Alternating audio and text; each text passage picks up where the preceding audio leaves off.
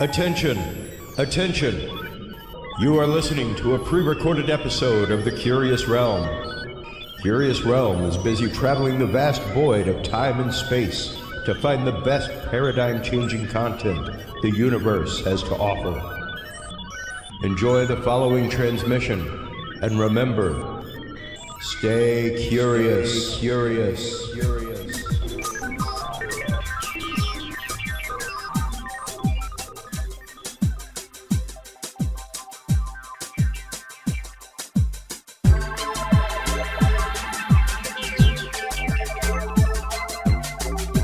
Coming to you from the City of the Weird. Exploring topics from the esoteric and unexplored to dimensions unknown. Shining a light of truth on the darkest corners of our reality. Welcome to the Curious Realm. Well, hello everybody, and welcome to the Curious Realms coverage of the 2024 Texas Bigfoot Festival right here in Jefferson, Texas. Yeah, man. The Bigfoot capital of Texas. Welcome back to the show, Chester Moore. Chris. How you doing, man? Man, I'm doing good. I actually got more pep in my step than I thought. I've been on a rampage of a traveling schedule. Yeah, same. And some really cool stuff, though, and just a lot of things going on with wildlife. Kids are connecting kids with wildlife, and and this is kind of like a stopping point for me for a few weeks. So it's a great way to celebrate my favorite time of year, the fall, being around a lot of these great people who are interested in cryptozoology at our friend Craig's conference. So a lot of really cool stuff here, and I had a chance to talk this morning, and it was a lot of fun. Yeah, your presentation was great. Let's get into that a little bit real quick. What you got? Well, tell the audience a little bit about your presentation. What were you here presenting on this year? I did. I had a little bit shorter time frame this year, and I'm like, you know what? I don't want to do a presentation. I want to get people pumped up about the chances we have to go investigate things. Yeah. So I talked about strange East Texas encounters. Okay. And I talked about the crazy 2 vocalizations that occurred once when I was about 10 or 11 and once when I was 27, 28. And in East Texas that really made me think the whole Bigfoot phenomenon was worth examining as a journalist, Sure. And then I talked about some crazy sighting reports people had and some weird possible lost tribe stuff that was on my Dark Outdoors podcast. Yeah. And the whole idea was, I think a lot of people come, because I asked for a show of hands, and over half were new people, never been to a conference. Wow. And wow. I think a lot of people think to have an adventure, they have to go like to the Pacific Northwest or overseas or something. Yeah. And I'm wanting people to know they can go in their backyard, the national forest, 20 miles from their house, and maybe encounter a cool adventure and appreciate nature better. That was really what my talk was about this morning. Well, that is a really interesting point to bring up because when you start looking specifically at Sasquatch, not just Sasquatch, but other animals, other things like the gentleman set up next to you with the book on big cats. Yeah, Michael Mange, I was giving him my account of West Louisiana, like just across the border where I saw a large cat. My brother to this day will be like, "You're crazy, man.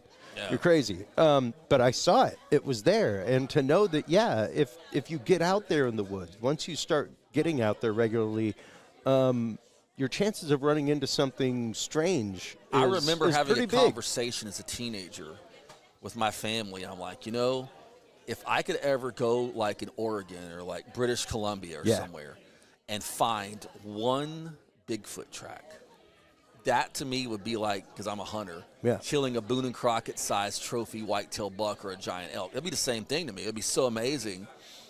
And I've found more than a couple of tracks in my life that were out there. So I'm just the poor, I'm just the lower middle income kid in West Orange, Texas that got to do a lot of cool stuff. And I want to let other people know that there's an on-ramp for them to enjoy nature as well. Yeah, precisely. And that is a lot of what not only and I'll call it straight up what it is, what your ministry is. Yeah, man.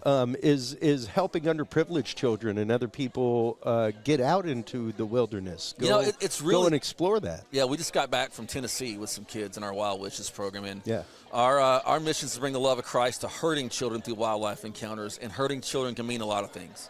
A lot of times it's loss of a sibling or, or a parent or terminal illness. We have another organization that brings sex trafficking victims to us that we work with. Yeah. And sometimes it's meeting kids at our facility where we have our exotic animals or in the field. And we just got back from the Smokies. 2 little girls from Orange, Texas' dream was to go to the Smokies, and they qualified. Wow. Their families went. We helped facilitate that. And then we had a little boy I met at the Tennessee Wildman and Cryptid Con. His dream was he qualified, and his dream was to be a wildlife photographer. So we spent a couple of days in the field with them photographing elk that have been restored there. Wow. Wild turkeys, bears. Wow. And it was just so cool to see those kids be kids. Yeah. Because what happens, Chris, is like somebody will have something on March 16th. This tragedy happens to them. Maybe they lost their dad or something, right? Or mom. In their mind, life will never get better than March the 15th. Yeah. So there's a cap. So if we can take them into a place that has beautiful things they're interested in and let them have an experience, they can see that life still has hope. And that's kind of the way we do it. And we've done Bigfoot expeditions like that with kids too. Yeah. The third Wild Wish we've done our Wild Wishes program. We just did the 253rd kid in the program.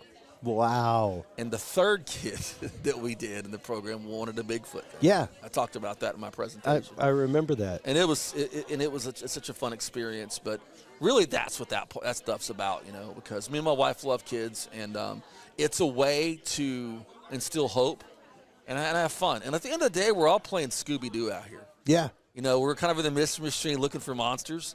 And like I say, one day we're going to go up to old Mr. Johnson in the ape suit and pull, and it's not going to be an ape suit. Yeah, exactly. It's really not an ape suit this time. Yeah, it's really a Bigfoot. Yeah. Yeah. Well, and, speaking of that, like even to watch you with Gulf Coast Great Whites now. Yeah, man. And your passion with that really shows the example of why you need to encourage children. Yeah, man. Because seeing your verve with that, like you got into all of this because of your love of great whites, because of a book you had when you were like 8 years old. Yeah, that's what led you to your entire career. Yeah, man. And I'm reading Dangerous Sea Creatures, and I had just seen Jaws, and my mind was just like, And a little over a month ago, I'm with the Atlantic White Shark Conservancy at the end of a boat looking at a great white shark, a 12-foot great white under our boat that had been tagged, and working on a documentary. My friend Paul Fazinski, we're doing a documentary about the return of great whites in the Gulf. Cool. And their journey begins in the Atlantic, so we went there, and then we're doing stuff in the Gulf. So that's cool, and that is GulfGreatWhites.com, my shameless plug for my blog. Go subscribe. It's the official blog of Great White Sharks in the Gulf of Mexico. But what that is about is a conservation triumph, because great whites were nearly wiped out to a certain extent. I mean, in the Gulf, it was like mythical. It was like seeing a Bigfoot to people. Yeah. I did a story called Jaws Rising in like 20 years ago in Tide magazine, and it was controversial because I listed a report and I talked about some old accounts. There are no great whites in the Gulf. And then a group called OSTERT started putting satellite tags in them about 6 years later, and they popped up around Panama City, Florida, and all that. And then we have this one from the Atlantic White Shark Conservancy that's February 26th of 2024. It was 100 yards off the beach in South Padre Island. Yeah. Her name was Libeth.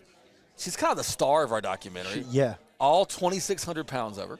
Wow. I mean, she's a beast. That's a massive, massive animal. Yeah, and so it's about that conservation triumph and, some cool stuff, and let people know not all the mysteries are solved. Yeah. Well, and even the fact of, if it's almost kind of like if you're on land being near a spider. If you're in the water, you're probably pretty close to a shark and you don't even realize it. Like even the videos that you showed me. You saw how close the beach was. It was like it was 15-foot deep water. It was like prime surfing water. The average, we were probably average of a quarter mile offshore, average, but many times we were within 250, 300 yards of shore and looking around. And that group does great work because they also do, like, safety awareness. Yeah. They have shark alerts, like, hey, we just saw a great white 100 yards from the beach. Here's the beach. You can make your own decision what you want to do. Yeah. And I saw some brothers out there surfing, and I was like, hey, Lord help them. I don't know if these guys got the memo. Yeah. You know, but I like that information. It's not trying to scare. They're not trying to scare people. Yeah. But they're trying to inform them. And it's fun, man. And, you know, I was sitting there talking to all these shark scientists, and they all have a story like me somehow. Megan, who's the head biologist there or whatever, you know, was a little girl in Florida thinking she's going to have to go to Australia when she's an adult to become a shark scientist. Yeah. And now she's, you know, now she's a shark scientist in America, you know, on the Atlantic coast. So it's really cool. And to see that, you know, in my life, when I was a kid, I didn't like have a cap. Like, I thought I would never see a great white. I didn't ever think it's impossible. But it wasn't like within the realm of like probably going to happen. Yeah, well, and the idea of you know, once again, like, oh my God, if I want to see a great white, I've got to go to Australia. Yeah, you know, I've got to go to the other side of the globe to see one, and not the case. Yeah, you know? so now I've been able to say I've done great white encounter or work as a journalist in the Pacific, off the coast of California, now in the Atlantic. Yeah. So that's just from a little kid. The little kid in me is a cool perspective. But we're going to be doing some special stuff. We did a thing called Summer of the Shark this year, sponsored by the Coastal Conservation Association. Cool. And we brought kids to the shark cage at the Texas State Aquarium. Oh. And we've done that 3 times now over the years. We're going to be doing more of that. Cool. And go snorkel with sharks, and in a shark cage, and the sandbar sharks swim right from me to you. Wow. And there's a girl named Marina. Marina, baby, if you're watching, you're awesome. She's going to be a marine biologist. She is graduated now. She got to go in with us. I'll never forget. It's me and her on this one side of the cage. I'm over here to the right. She's right here. And I kind of turn her around, and she pops out of the water. Dude, this is the greatest moment of my life. Boom, back in the water. And I'm like, that's what that's about, you know? Yeah, no, precisely. It's about trying to make somebody's dream come true. Yeah, man. And really about education, because when you, especially I'm just a few years younger than you, but I remember Jaws when I was a kid, and the fact of when you get older and you start realizing, like, a lot of the, quote, science that's in Jaws, like, where they're like, this is very rare in these waters. Like, it's not that rare in those waters. Yeah. You know, things like that. And even the idea that that movie led to a mass global panic. Yeah. That literally led to almost the destruction of an entire species of animal. But I think Jaws has been a major net positive for sharks. I would generally think so. Because what happened was, after people got over that in about a decade, Jaws got a lot. Most of these scientists' origin stories, Jaws got them interested. Yeah. And so I think it's been a net positive in the long run. I mean, I'm one example. But what was cool, you mentioned that Jaws. It was filmed in Martha's Vineyard, which is across Nantucket Sound from Cape Cod. And from the National Oceanographic. So I wasn't thinking about that. And I drive down to Woods Hole, and it says the Oceanographic Institute. I said, oh, my God, it's the Oceanographic Institute on the mainland that Richard Dreyfuss talked about. So I'm like fanboying out, taking pictures in front of I'm like, I'm in Jaws world. And then I got to go across, and we got to go film at the Jaws Bridge, where it came under the bridge into the pond. And then we got to film at the beach where a little boy got hit, the scariest scene in the movie. And so, you know, I always look at, like, if you take pop culture, a lot of times stuff gets wrong in it, but it's what we do with it. Yeah. And that's kind of what Jaws is. And next year is the 50th anniversary of Jaws. Yeah. So I am excited to release our Gulf Great Whites documentary, and we're in almost the final stages of filming, and then it's going to be crafting the story out. Because what I do is I'll take the story. I know the basic story we're going to film, and then once we get what we get, I go through it and go, okay, this is really what it's going to be. It's going to flesh out to this. Yeah. Paul Fazinski, who's my buddy who films and does the editing and stuff, done our Hyrcana wildlife documentaries, Aptitude Outdoors. He's done some really great filming, and since we met through Bigfoot stuff, by the way, it was crazy. I look at him. He's on the top. He's on the end of the boat, and he's looking down, and there's the great white, and I'm like, how do we get here, you know? Well, and it is one of those, you know, you have to step back and see that. And even knowing what you do, once again, education-wise, with younger children when it comes to higher calling wildlife, but also with the education stuff that you put out with Dark Outdoors, I think is one of the most important things out there, especially for communities like this that almost encourage the concept of, you know, Go out into the woods by yourself. Yeah. Go out into the. Make sure nobody knows where your squatching spot is. No, you want at least 2 people to know where your squatching spot is. You got to have a game plan. You know. Always talk about have a couple of people who know where you're going to be. Yeah. At least where you're going to be parked, that area, general area, a time you're going to be out of there. Yeah. Have a transponder on you, which is a device that can sound to a satellite. You can hit a button, it goes to your GPS coordinates for emergency places. If you can, pack heat, know what to do with it if it happens. And have emergency supplies. And because on Dark Outdoors is kind of the thing that goes it's like the behind the scenes of everything I do. Yeah. It's like it covers all of it somehow. You know what I mean? Yeah. And the idea, someone asked me, hey, Chester, what's the most dangerous thing in the woods? And I'm like, oh, that's easy, people. And that's where it started. I quite literally just posted an article last night. Yeah. And almost tagged you in it. Okay. I should have. Yeah. I'll go back and find it and tag you in it. I typically do whenever it's like, hey, this is great fodder for your show. But quite literally, it was an investigation that they thought may have been a wild animal or something like that killed somebody, I believe, in the Olympia Woods. Wow. Or Olympia National Forest. And they have come out and said, no, this person was killed by a person. Wow. See? This person was killed in their campsite. Wow. You know what's interesting about that? I think back before people in law enforcement were as tuned into some of these serial killers and stuff. Yeah. How many, because what happens if people are out there for a while, animals are going to scavenge the body. That's right. How many bodies are actually killed by a person and then an animal gets to blame because it's been scavenged? Yeah. You know? Yeah. Like you got to wonder. Because it's been torn open, things like that. If it was a strangulation or a knife wound. Yeah. Not a bullet wound. Yeah. So I think people need to know that there are some disturbed, evil individuals. And I have no problem using the word evil. I had somebody go, Chester, that's too strong of language to be. Let me tell you something. Yes and no. If you're willing to go rape and mutilate a little kid out in the woods, you're freaking evil. Yeah. And so I'm going to just call you out what you are. And I don't want you in the woods. But if it takes someone protecting themselves and they walk out and you don't, we want the good people to make it out of the woods. That's right. And most of the time, it just requires a cool head. Yeah. Like, I'm feeling a weird feeling. I need to go there. Or guys are the worst, though. Yeah. Because we have to be strong guys. Someone confronts you on the trail or a weird thing.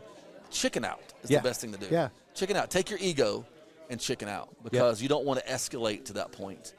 Yeah. And I had to get my dad out of a situation one time. We had this situation on this hunting property we were on, and there was this really strange guy, and I was off in the off season. We were allowed to access anywhere on the property. I'm walking through, and his deer blind he had a ground blind open, and the entire inside of the blind was covered with pornography, like on the walls. Yeah. And I'm going, that's the guy that walks out here? No, that's really weird. And I'm like, this is not good. Well, my dad ended up having a confrontation with him over something out there, and my dad had a hard time coming down. De-escalating. So I pull up, and my dad's in this guy's face, who's like a foot taller. He's like almost 7 in his buddy. And I'm like, how do I get out of there? My dad's like, blah, blah, blah, blah, blah. And I'm like, how do I de-escalate? Yeah. I'll make my dad mad at me. So I got in there, and I made my dad mad at me, kind of like taking the other guy's side. And I'm like, and I was able to get my dad, like, get him in the vehicle. Yeah. You know what I mean? Yeah. But you got to de-escalate. You know? Do. And don't be stupid, and. Well, even the idea of, I can push on further. I can, that's probably the most maybe thing. You shouldn't. So you shouldn't. You don't need to man up and go another mile. Randy Minotaur, who's written 7 books on deaths in national parks, was the last episode of Dark Outdoors. And she said in Long's Peak, where we like to go up in Estes Park, Colorado, that's what happens. People say, I'm just going to keep pushing.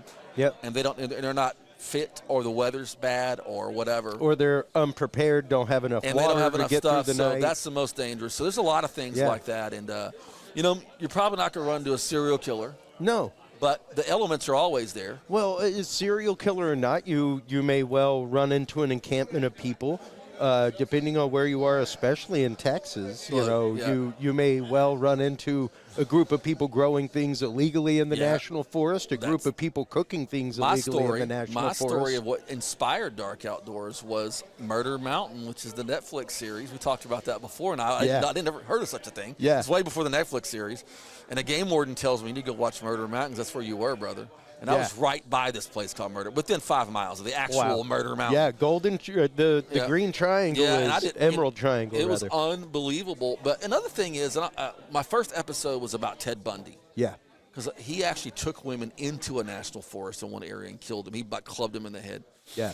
And I'm on Instagram a lot, and I'll see these really beautiful young girls that are like, in Daisy Dukes, backcountry hiking by themselves, or backcountry hunting by themselves.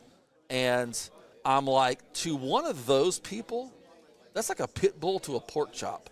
Yeah. And so the guy, Stephen Michaud, this is the confessions of he was the guy who sat across from Bundy for 6 months, interviewed him every day. And when I asked him, if I ran into Bundy, let's say he were alive, and I'm backcountry fly fishing, and I saw him trying to rape a woman, I'm going to intervene. How would he respond? He goes, "Oh, how tall are you? 6 foot?" He's like 5'8", 10. He'd have ran.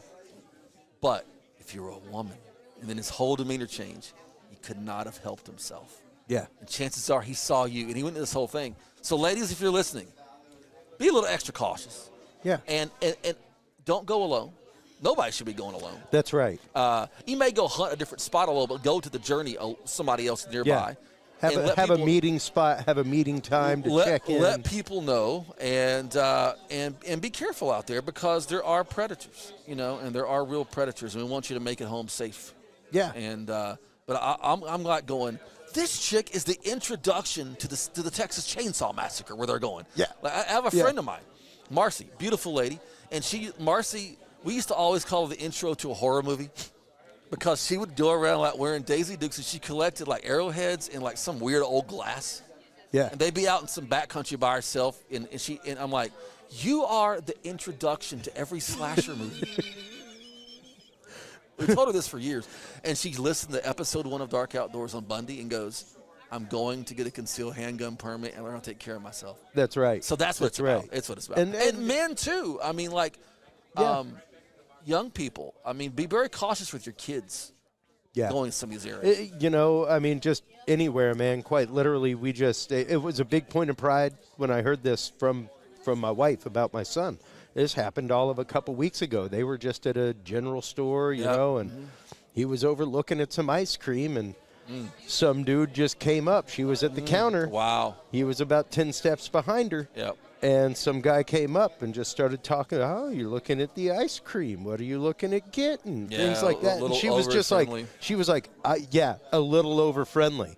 And she was like, I got skeeved out immediately, and went over to him. And he was obviously trying to get my boy to talk with him, things like that. And my boy just kept looking at the ice cream and kept himself quiet. And when they got in the car, my wife had the conversation with him like, hey, did that feel uncomfortable for you? He was like, yeah, that was really weird, and that's why I didn't talk to him. A smart kid. And she was like, great news. Pay attention to that.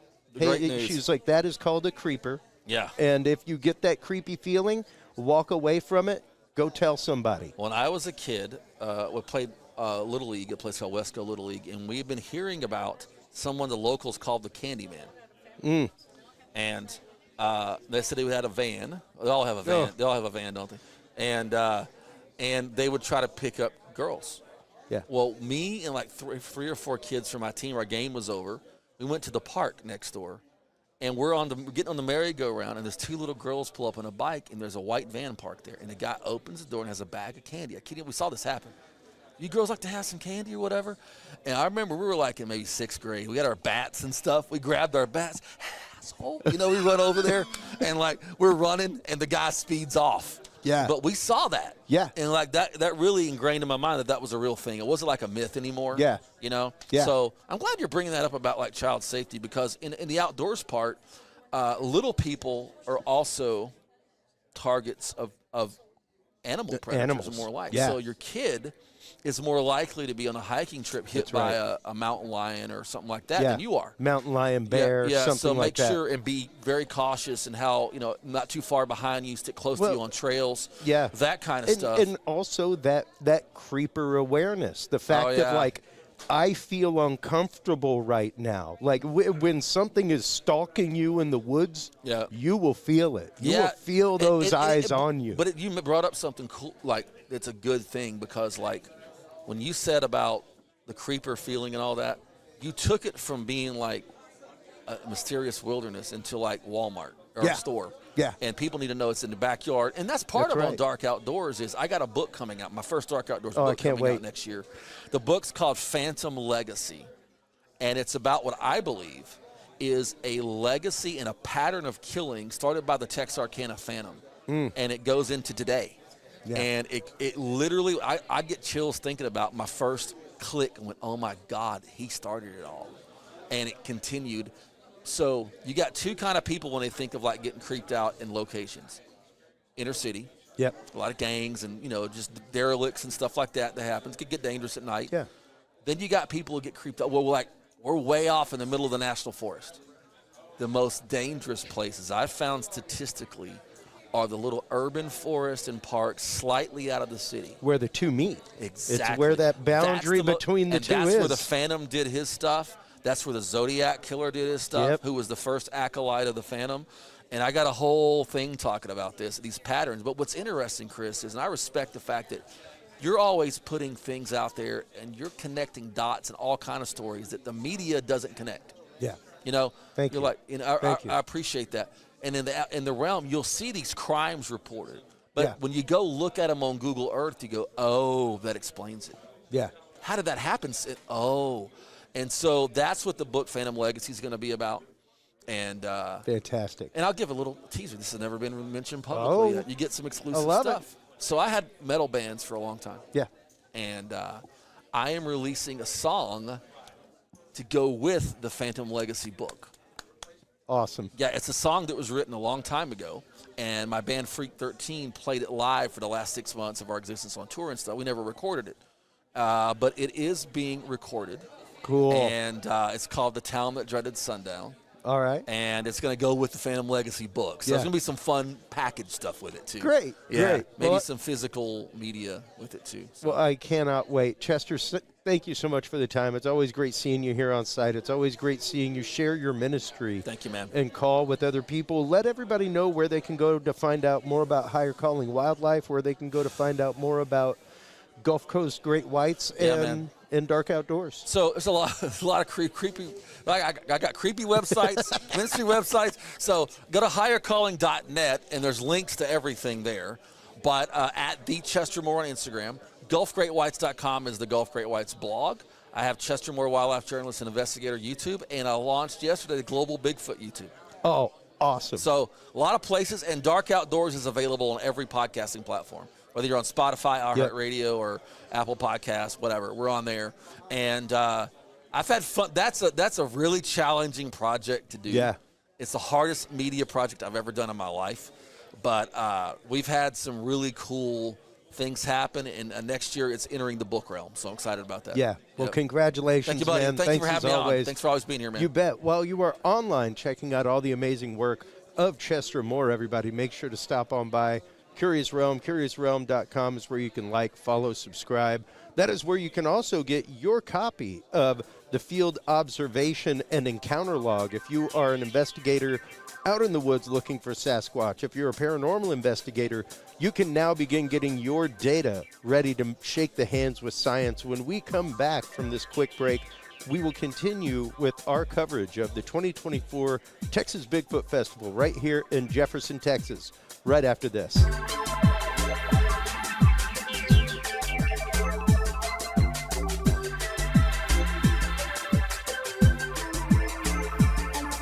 The key to good science is good research. At the heart of good research is a good data set. With the Field Observation and Encounter Log from Curious Research, you can easily keep track of your investigative information all in one place, making it easier to review cases and readily see comparisons and contrasts between them. Whether out in the woods squatching, in a back room gathering EVPs, or using high-tech gear to track UFO, UAP activity, this easy-to-carry, pocket-sized scientific data log is the perfect companion for any field researcher. You can find your copy of the Curious Research Field Observation and Encounter Log at Amazon.com or visit the official Curious Realm store at curiousrealm.com/store to reserve your copy for yourself, your family, or a mind that you want to open. That website again is curiousrealm.com/store.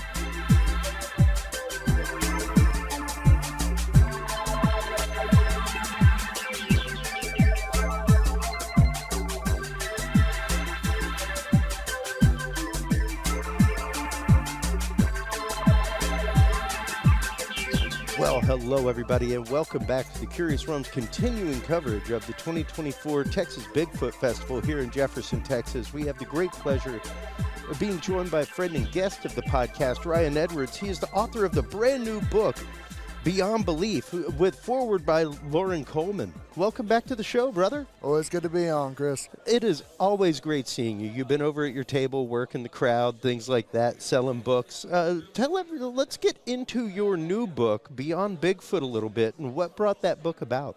Well, really what brought it about was pretty much what most of my books get brought about by lack of research into a specific topic. Recently, you've probably seen it, the whole type chart of Bigfoot. Yeah. The 10 types of Bigfoot. And I look at that and I'm like, okay, a lot of that logically doesn't make any sense. So I'm like, okay, no one's written about this. Why not me be the guy that writes about it? Yeah. So I talk about the type chart of Bigfoot and also the other type of creatures seen here in North America that are primates but aren't Bigfoot. Sure. For instance, I bring up the devil monkey phenomenon. Okay. The devil monkey phenomenon that's been talked about since the 60s. Mark Hall and Lauren Coleman talked about this. Yeah. About these giant baboon-like creatures being seen in North America. And in recent years, the whole Gugwe phenomenon has come about. Gugwe's seen as more like a more vicious-looking Bigfoot, mandrill-like snout, sharp claws, three-toed feet. I'm like, okay, this is something that also not a lot of people have talked about, and also doesn't really have the research that Bigfoot does. Sure. Of course, Sasquatch is like the granddaddy of all cryptids. It has a lot of research put into it, especially scientific research. So I try to look at these other cryptids and do the amount of scientific data that we have with Bigfoot, try to do this with other cryptids seen in North America, like the devil monkey and also the Napes phenomenon. I was actually able to talk to Lauren Coleman about these whole Napes phenomena occurring around North America, of these more chimpanzee-like creatures being seen. And I talk about the divergent big toe and how these creatures are being seen around, especially here in the South. Yeah. And then I bring up, okay, so let's break this down logically. Are there 3 or 4 different types of unknown primates in North America? Most likely no. But then we have to bring in misidentifications and probability, not just possibility. Well, and when you start talking probability, not possibility, I mean, I'm going on 50 this year. I remember Every Which Way But Loose, and it being hugely popular when I was a kid. And the fact that, yes, there was for a long time a pretty decent movement of people having home primates, people having a pet chimpanzee, a pet orangutan, that kind of stuff. And the idea of a breeding pair getting out, the idea of even from a research laboratory, anything like a storm, a hurricane, something like that comes along and blows an enclosure down, something gets out into the wild. Like, for instance, we've talked to Chester Moore about this. The ideas of, there is a actual population of wild monkeys in South Texas. Of macaques. So we do know that there are wild primates in North America. That's right. And now let's think, these are non-indigenous primates. Could there also be indigenous primates, like the Sasquatch phenomenon as well? And that's one thing I bring up with the devil monkey phenomena. A lot of these devil monkeys are described as baboon-like. Pretty much, if you think of the baboons from After Earth, that one movie, Will Smith and his son, giant baboons the size of humans, that's pretty much what these devil monkeys are seen as. But baboon doesn't get that big. So what are people referencing with these large baboon-like creatures? Some people have even speculated recently, they may be something to do with the dogman phenomena. But then we have the same phenomena of mixing cryptids. Yeah. Like recently, due to the dogman phenomena becoming popular, people going back at Bigfoot sightings like, oh, could that have been a dogman? And it's like, well, no, they didn't describe it as that, but because you have this new name of dogman phenomena, you stop inserting it into previous research. Yeah. Which kind of just muddies the whole water in general. Yeah, and there's a concept in remote viewing called analytic overlay. The fact that you are overlaying a past experience or overlaying another realm of knowledge that you have on top of what's happening right now. Yes. You know, and even the idea of analytic overlay existing in this, where you may be overanalyzing an experience, but also trying to overlay something else on top of it. Yes. It's everyone. I always tell people this: your perspective is your reality. Reality is different to every other person. Yeah. Think about it. Someone who's colorblind, they might not see the color green. Does that mean the color green doesn't exist? No, but to their reality, it doesn't. Yeah. So your past experiences, your past reality changes what you expect to see in your modern reality. Like I try to talk to people about their own like belief sets. Like the ideas of like, okay, if you're really a strong believer in Bigfoot, soon enough everything in the woods becomes Bigfoot. If you're a strong believer in the paranormal, everything that's weird goes on is the paranormal.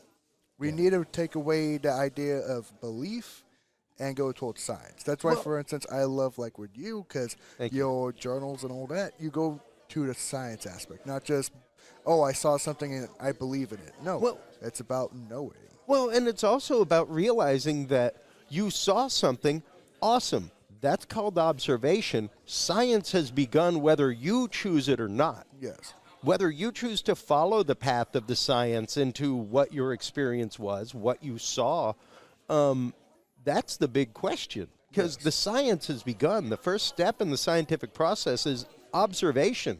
Yes. You have seen something. You even if you're making water out of hydrogen and oxygen, you see something happen. You see the condensation form. Science has begun now. Yes. Now the question is, do you follow that path? Do you begin gathering the data? Do you begin experimenting after that? So that's really the question. Yeah. Like observation is the first step of science. It's key. It's key. And one of the things that it's been funny since I started Curious Research and began all of this. One of the battle cries I have had is more red circles.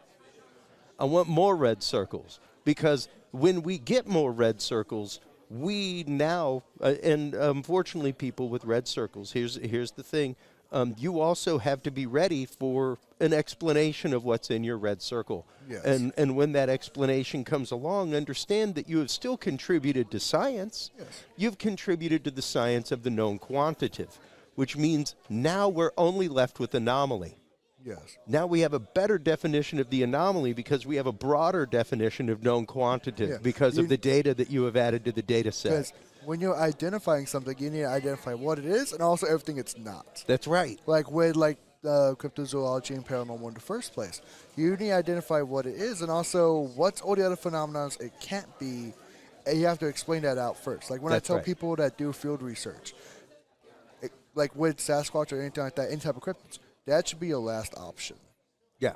Choose everything else that logically makes sense first, and then choose is it a Bigfoot dismiss or it something else. and dismiss it. Yes. Yeah. Like try to choose all the kind of logical standpoints, and then pick something paranormal or something cryptozoological, because that's honestly what you're honestly looking for. And with me, I believe the best studies and data is the stuff that you're not looking for, or you go against your own beliefs. That's right. That's right. That's one of the things that I've regularly been talking on, not only on other podcasts, but at conferences, even whenever I just spoke at the remote viewing conference. That is especially with certain things like ERV, extended remote viewing, and associative remote viewing, that many people in those fields do not work with a monitor.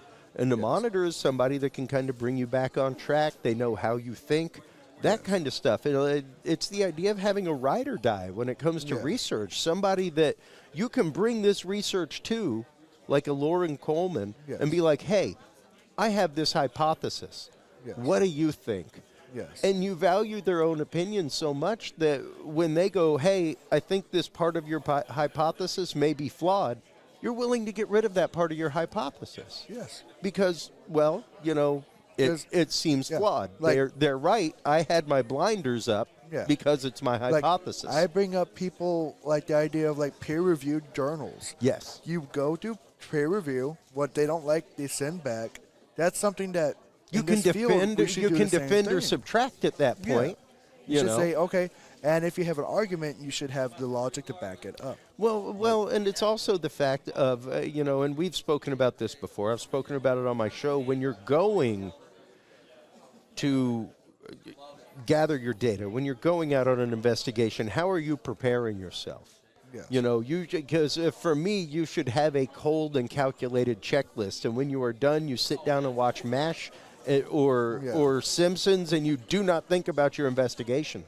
You should be walking in as much blank slate as possible. You shouldn't be spending all night with your buddies talking about what happened at the location or stories you've heard, things like that, because at that point, you're literally polishing the lens of the filter. And you're getting ready that you're looking through.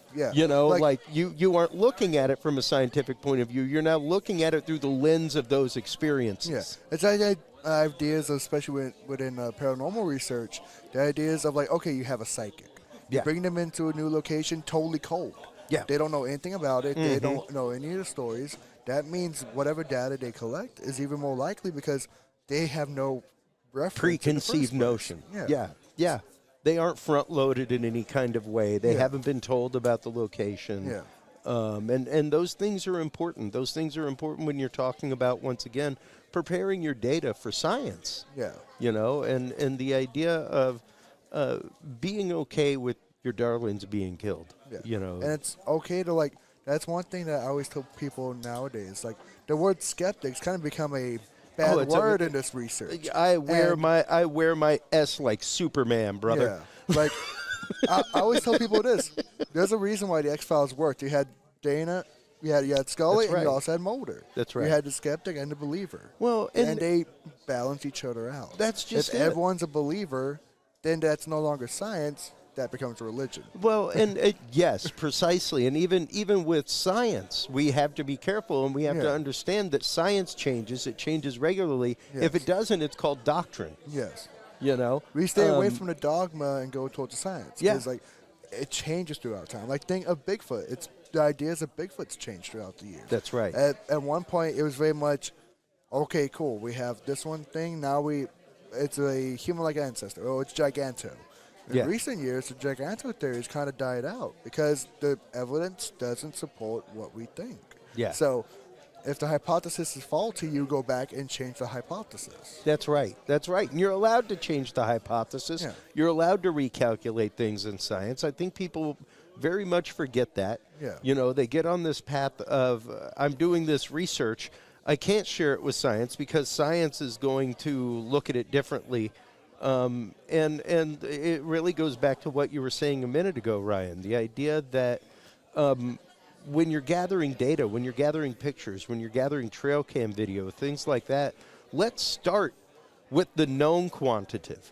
Let's start with what it could be. Right now, what we know lives in the woods, let's start there. Is it that? And go through the checklist. And then go to the point of, you know, well, let's talk about what it isn't. Now. Like now we know for a fact it's not a bear. It's not a wolf. It's, you know, it's not a badger climbing a tree. That kind of stuff. And once you know it's not that, well, now you're left with the anomaly. Like, for instance, I've had people, like, submit to me photos of, like, trail cameras.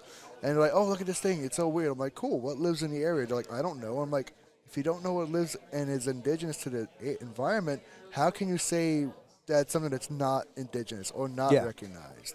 Like, okay, that could be a wolf. That could be a bear. But if you don't know bears are in the area, of course you're going to misidentify something. Yeah, precisely. And that's something, that's one of the many reasons that I love Ken Gerhardt, Lyle Blackburn, people like that, Shelley Covington, Montana. Yes. The idea that, like, no, you should become very familiar with tracks Yes. of your localized fauna.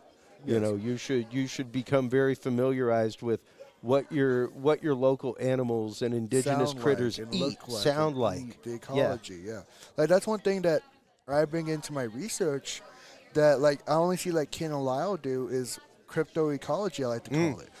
What is the ecology of these creatures? Yeah. Like these animals living out in the wild, they interact with other species. They interact with both abiotic and biotic factors. What do they do? Yeah. What is their niche? Are they a major predator? Are they a major omnivore? Where are they on the trophic level? Yeah. Like that's something we don't really bring up because first of all, we really don't have the data, but I like to say cryptozoology is a science of speculation. What can we speculate using known data sets? Well, that's to science. go beyond. Yeah, and that's just it. And I mean, even talking with Adam Davies on the show, whenever he's been here before, about the idea of like, what do you do? What are your steps to prepare for an expedition? And he's like, do we have enough stories from local indigenous people to support the idea? Yeah. Do the stories go back far enough? Yes. You know, are they credible stories? We start there, and from there we move into the ecology of the animal and of the area. Could this animal, given what the locals say it eats and how it lives, will the localized area support it? Does it have enough food and water in the localized area? Would the localized area support a breeding population of this animal, even if a long-lived, long-span breeding population? You know, like we just had Chester Moore on talking about great white sharks. You're talking about a decade-long creature before it's ready to breed. Yeah. You know, and there are animals out there that like are not ready to breed in their first 5-10 years of life. Yeah. And I bring that up like with, for instance, like with Sasquatch. Like, do some data sets. We have an idea that they probably live maybe 60 to 70 years. Yeah. And it's funny because it's right between humans and non-human primates. Yeah. But, okay, using that data, will an environment hold a Sasquatch? Like, one thing I bring up, like especially here in Texas, is ecosystems have what we call a carrying capacity. Mm-hmm. How many animals they can carry, like, in the area and still survive. So, will an environment small enough have a carrying capacity for Sasquatch? Because, like, one thing I bring up, especially in the second book, is like, okay, looking at the morphology, looking like how much, like, what is the caloric need for Bigfoot? That's something that a lot of people have brought up before. Yeah. But usually the caloric need, speculating, we say is probably around like a grizzly bear or a black bear. Yeah. Which it's funny because what's an indicator species for Sasquatch? Black bears and grizzlies. That's right. So, funny that its ecology is similar to a grizzly or a black bear, and they're also seeing the same environment as grizzlies and black bears. Yeah, well, and because it's almost the same ecology that it would take for us to be there. You know, when you go back to not necessarily modern humanity, but Neanderthals, like that. I mean, even whenever you look at modern diets, things like that, it's taking us back to the idea of no, we were hunters and grazers. Yeah. You need to be eating like every 30-45 minutes, throwing something in your mouth, not eating a salmon to last you a day and a half. Yeah. You know, things like that. So the idea of, are there enough nuts, berries, plants that can be foraged on? Because an animal of that size would most definitely be an omnivore, not a lockdown carnivore. It logically like doesn't that. make Exactly. sense. And like one thing, like for instance, I've noticed this, like I think one researcher that's always brought up is David Paulides, the reference, the correlation between berry fields and Bigfoot. Yeah. Like, look at a lot of, like, the old Canadian and Alaskan stories of Bigfoot. A lot of them correlate to, like, I was berry picking. Or I was out hunting, I was out fishing salmon, then I saw one. Why, you know why you're seeing a Sasquatch while fishing salmon? It's because it's fishing for salmon, too. That's right. Like, that's right. So that correlation between, like, what were you doing? It was probably doing the same thing. Like, for instance, like... Oddly enough, it knows that it's blueberry season, too. Like, people bring up, like, okay... The pop of Bigfoot sightings during like hunting seasons. Well, yes, that could be because more people are in the woods, but also could it be because there's more deer in the woods too? That's right. Like, is it because they know it's also hunting season? Yep. So they're like, okay, let me go out there and get this meat while I can. Yeah. While and even if there's even more people in the woods, if it's a necessary risk, it's a necessary risk. Yeah. Yeah, and I have always held the fact of, yes, I believe Bigfoot is an omnivore. I think it would, much like a bear. Now is a bear, because you have to take into consideration the risk versus reward of food, especially for an intelligent animal. Yeah. Even a bear isn't going to try to take down an elk as a food item, or like because a moose or a bison, because there is a large not just that, but Yeah. there's a large chance of being injured. Yes. That's why you go for prey smaller than you. So would a Bigfoot snatch up a rabbit out of a hole? Darn tootin'. Would a Bigfoot snatch a squirrel off a tree? Absolutely, all day long. A mobile snack. Yeah. There's something that's low risk, high reward for it as a food item. Watch any survivalist. That's right. Les Stroud. He says, and also with food, how many calories are you putting into getting that food? If you're out there chasing rabbits all day, you're gonna be tired at the end of the day and catch two. You're gonna try to chase down 3 elk a day so you can maybe land one. That is a big expenditure of energy and a chance once again of you hurting yourself, injuring yourself. Things like that. What a lot of people get a misnomer is that they watch wildlife documentaries, and of course, a lot of wildlife documentaries, a lot of it's hunting, getting preyed upon, and all that, because that's the spectacle. That's the crazy part.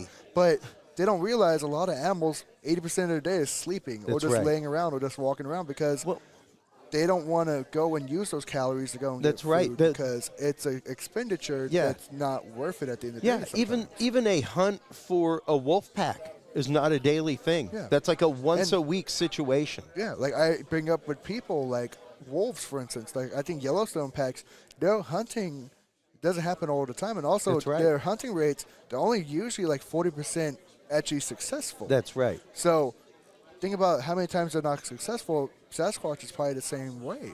Which is why they scavenge, which is why they'll gladly eat food that's laying on the ground. They'll gladly come up and finish off a salmon that a bear only ate the belly of because it only wants the fat. I bring up the wildlife is not some dinosaur documentary. They're not out there fighting each other the whole time. Yes, thank you. It's you don't see deer no, I'm just going to fight you out. No, animals don't work like that. That's right. One evidence I bring up is that famous video from I think Yellowstone of it's a herd of bison. Then you see 4 or 5 different weird bipedal figures coming out of the woods, and if you measure it, these bipedal figures are 8 to 9 feet tall. And there's 4 or 5 of them. And I'm okay, that logically makes sense because what you see is this is hunting behavior from a group. So if you're going after something bigger like a bison, you're not going to do it on your own. Not just that, but you're also looking at a primate. And if you're talking about primate culture, even gorillas are normally in a group of 2 or 3. They're rarely by themselves. We are a social animal, primates. So we travel in family groups. We hunt in family groups, things like that. So the idea of seeing one, you've probably got another one in close proximity, much like a bear. Don't jack with the bear because there's probably another one near it. I've brought up, Dr. Meldrum brings up with his research, the family groups of Bigfoot are probably what we call a noyau. Noyaus, orangutans live in these. You have one large male and multiple groups of female in the same territory. That's right. What's also interesting with noyaus, every nocturnal primate like aye-ayes, bush babies, also live in noyaus. So, interesting fact that a noyau, all nocturnal primates have it, and a large grade ape. What is Bigfoot believed to be? Nocturnal, large grade ape. And it lives in the exact same family groups. That's what I really look for in this research is the correlation between cryptozoology and zoology. Because cryptozoology, to me, is the first step of zoology. It's not exactly a paranormal field. It's just a zoological research that just hasn't gotten the really treatment it should have by now. Well, and it's the understanding that cryptozoology is a step to zoology. Yes. Absolutely. Because I quote you regularly, and I want you to know that. I quote you regularly about the time to discovery with lowland gorillas, because it's the idea of the following the myth of the localized people that it took 70 years for Anglos to find this critter. But it changed zoology. It changed the ology at the end. The study, the actual science of zoology was changed because of cryptozoology. Yes. Or I bring up like things like the okapi, the coelacanth, all these other creatures that were considered cryptids, but are now discovered. Yeah. One thing that I've not heard a lot of people bring up is there was a cryptid in Africa called the Kulakamba. The Kulakamba was believed to be a mix between gorillas and chimpanzees. Pretty much it's a giant chimpanzee. Interesting. What was discovered in the early 2000s? The billy ape. Yeah. The billy ape was believed to be a lion killer giant chimp, and it's a known species. The Kulakamba was referenced in the exact same area. Wow. So that's literally a cryptid that was discovered, but for some weird reason, people don't bring it up because not a lot of people know of that old tradition in the first place. Yeah. That's also one thing I bring up with cryptozoology is all indigenous traditions. It really Do they reference these cryptids, and then we'll discover them later? It really is very much a marriage of cultural sociology and zoology, Yes. cryptozoology. Because, yeah, you do. And it's something that you and I have brought up on the show regularly, the idea of, like, I'm a Bigfoot expert. Well, you may be an expert in the stories of Bigfoot. You may be an expert in the myth, the lore. But until we find a Bigfoot or prove it, it's not like you can say, like, I'm a feline expert, you know, or yeah. What I tell people is I'm not a Bigfoot expert. I have my discipline in Bigfoot, but I do not know. I know a little bit about everything because one thing I tell people with cryptozoology, especially, it is a mix of different sciences. That's like right. what you just said, folklore, anthropology, That's sociology, psychology. Like how does the human psyche affect the That's ideas right. of monsters? Yeah. Zoology, biology, primatology, all these other different things. So how do all these other subjects affect one? That's right. Cryptozoology. That's right. Absolutely. Man, thank you so much. It's always, number one, great to sit and talk with you at these shows, but it's also great to see just such a verve come out of you for the science behind this. There are so many people out there that talk the legend, the lore, the stories, and to see somebody who is embracing the science of it, bringing the science aspect into it, it's so great. I hold so much future for the upcoming generations of people, even behind you, Ryan, for exposing some of this concept to younger people, to people in a different age bracket. So thank you for all your work, everything you do, especially with Symposium of the Strange. Of course. We have a Symposium of the Strange coming up. We've got the Klinger Brothers, September 20th.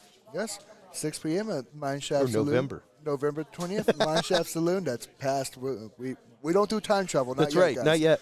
Not yet. We're working on it. Curious Realm Ventures time travel. That's right. But November 20th, the Mineshaft Saloon down in San Antonio, Texas. Anyone local to Austin, San Antonio, all those little towns of South Texas, bringing in Brad and Barry Kling. If you want a night that's truly kind of a mystery, if you love the spookiness, if you love that, love the paranormal, we're bringing in Brad and Barry Kling. It's going to be a night to remember. Absolutely. Thank you so much for everything you do always. Gotcha, brother. Let everybody know where they can go to follow your work, where they can go to keep up, where they can go to get their copy of Beyond Bigfoot. Of course. Well, I know for sure, shop Curious Realm. You can find my books there. Also on Amazon, you'll find my first 3 books. If you look up Area Lights Publishing, that's a publishing company owned by David Weatherly. My second book, Sasquatch Prehistory, and my third book, Beyond Bigfoot, were published by Area Lights. They're on their website. You'll find an affiliate link to go to Amazon. They are available there. You guys can find me on my Facebook and my Instagram. Just look up Ryan Edwards. I am always open to discussion. Always want people like, hey, my DMs are open. Come in, talk to me, and we can discuss whatever you want. Absolutely. Thank you so much, as always, for the time.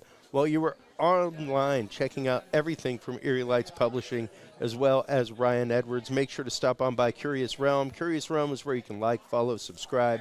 That is where you can share all the episodes and find the channels of all of our guests. That is also where you can get your copy of the Curious Research Field Observation and Encounter Log. If you are a researcher in the field, researching Sasquatch, researching paranormal, stop on by and get this. This is what is there to help you get your data ready to shake hands with science. When we come back from this quick commercial break, we will continue with our on-site live coverage of the 2024 Texas Bigfoot Festival right here in Jefferson, Texas, right after this, folks.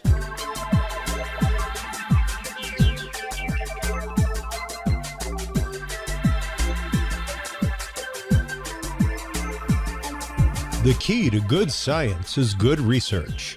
At the heart of good research is a good data set.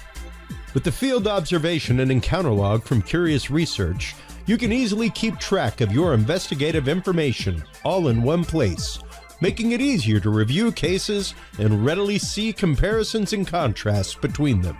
Whether out in the woods squatching, in a back room gathering EVPs, or using high-tech gear to track UFO, UAP activity, this easy-to-carry, pocket-sized scientific data log is the perfect companion for any field researcher.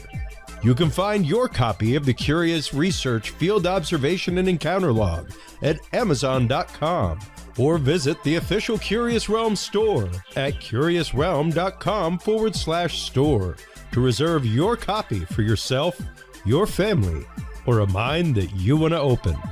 That website again is curiousrealm.com/store.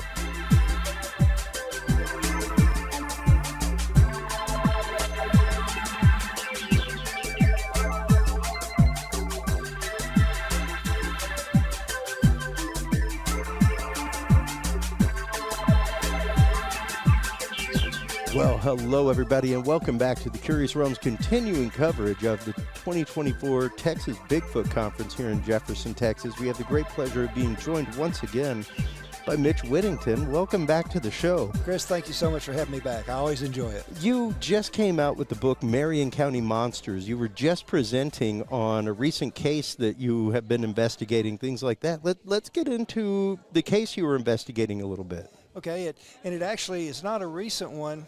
It actually goes back a few years, but it's probably the most famous one that's ever occurred in Marion County. Okay. And it's been talked about a lot, but only the first little part, only the tagline for it.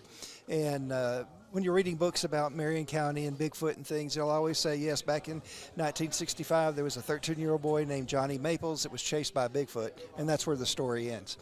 Well, I got to do a little bit deeper dive into it, and I found it has a lot of really interesting things. And one thing that just is completely freaky to me, and it doesn't involve Bigfoot at all.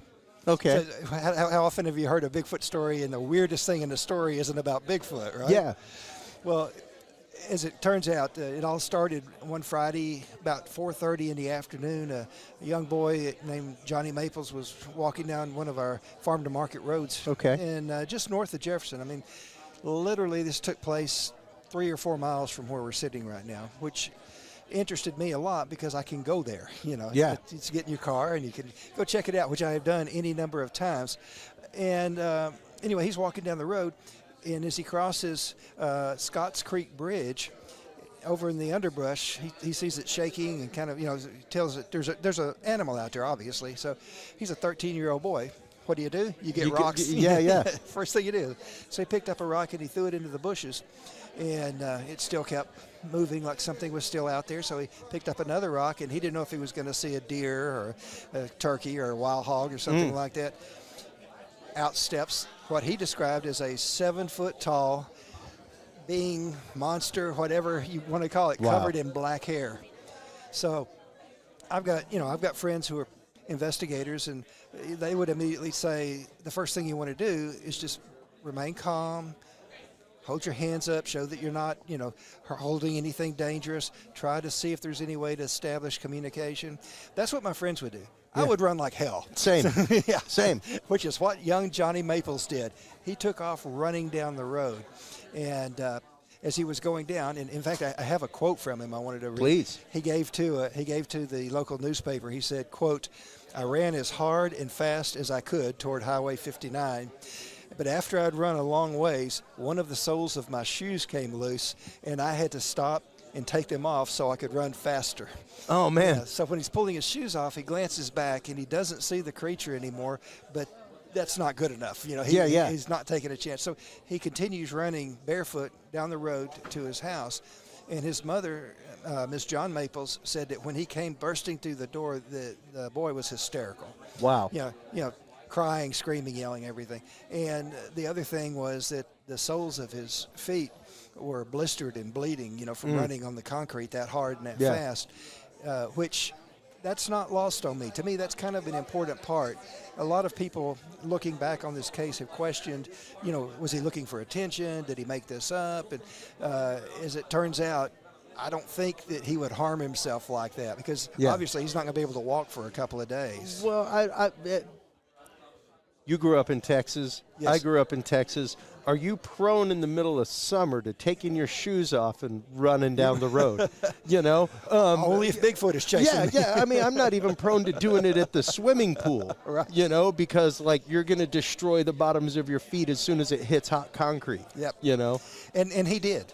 And that's, to me, one of the more important things about this case. But anyway, they called the local sheriff's office and they sent a deputy out, and they came out rather quickly, and they were very interested in it because it turns out just a few months before they had gotten a similar report. Somebody said that they saw this big black-haired creature out in that same area. So they were now anxious to take a look. So they come out and they start looking around the area where he said he saw it. Don't find anything, and the creek bed most of the time is just a dry creek bed under the road. It's fed by a stream. If we get any rain, it's going to have, but at that time it was dry, like it was when I went out there a few days ago. But they decided that since they couldn't see anything there, they'd look under the bridge. And they went under the bridge, and they actually found a large footprint that they said looked human, but it was way too big. It was certainly wasn't a bear or a coyote or something. Sure. No, it was a human footprint. And then, and this is the weird part, and in my presentation I almost hesitated saying this because it is so weird. You have to think, oh, this guy's making this up. Yeah. What they found was laundry. They found stacks of blue jeans, a couple of stacks of blue jeans, neatly pressed and folded and stacked under the bridge. Now, to me, that's weirder than the whole Bigfoot thing. People see Bigfoot all the time. Sure. But it's like, what is this about? And they even ran it down. I think they said that there were 4 pairs of men's work pants that were well worn but clean, size 32 to 34, and 5 pairs of little boys' jeans, size 5 to 6, and 3 men's hats. And then they just leave that. They just move on. I had to stop and go, wait a minute. Why is that under the bridge? If certainly it has nothing to do with Bigfoot, but if there's a hobo or something living under the bridge, she's not going to keep it, Well, why the children's clothing, too? And 2 sizes, Yeah. So to me, that was one of the funniest parts of the story because that makes 0 sense to me. But the sheriff's deputy, and I'll give you another quote, he said to the newspaper, quote, "The clothing looked as though someone had just finished ironing it and neatly stacked them together for storing in a dresser drawer." So, wow. That's all there was about the clothing.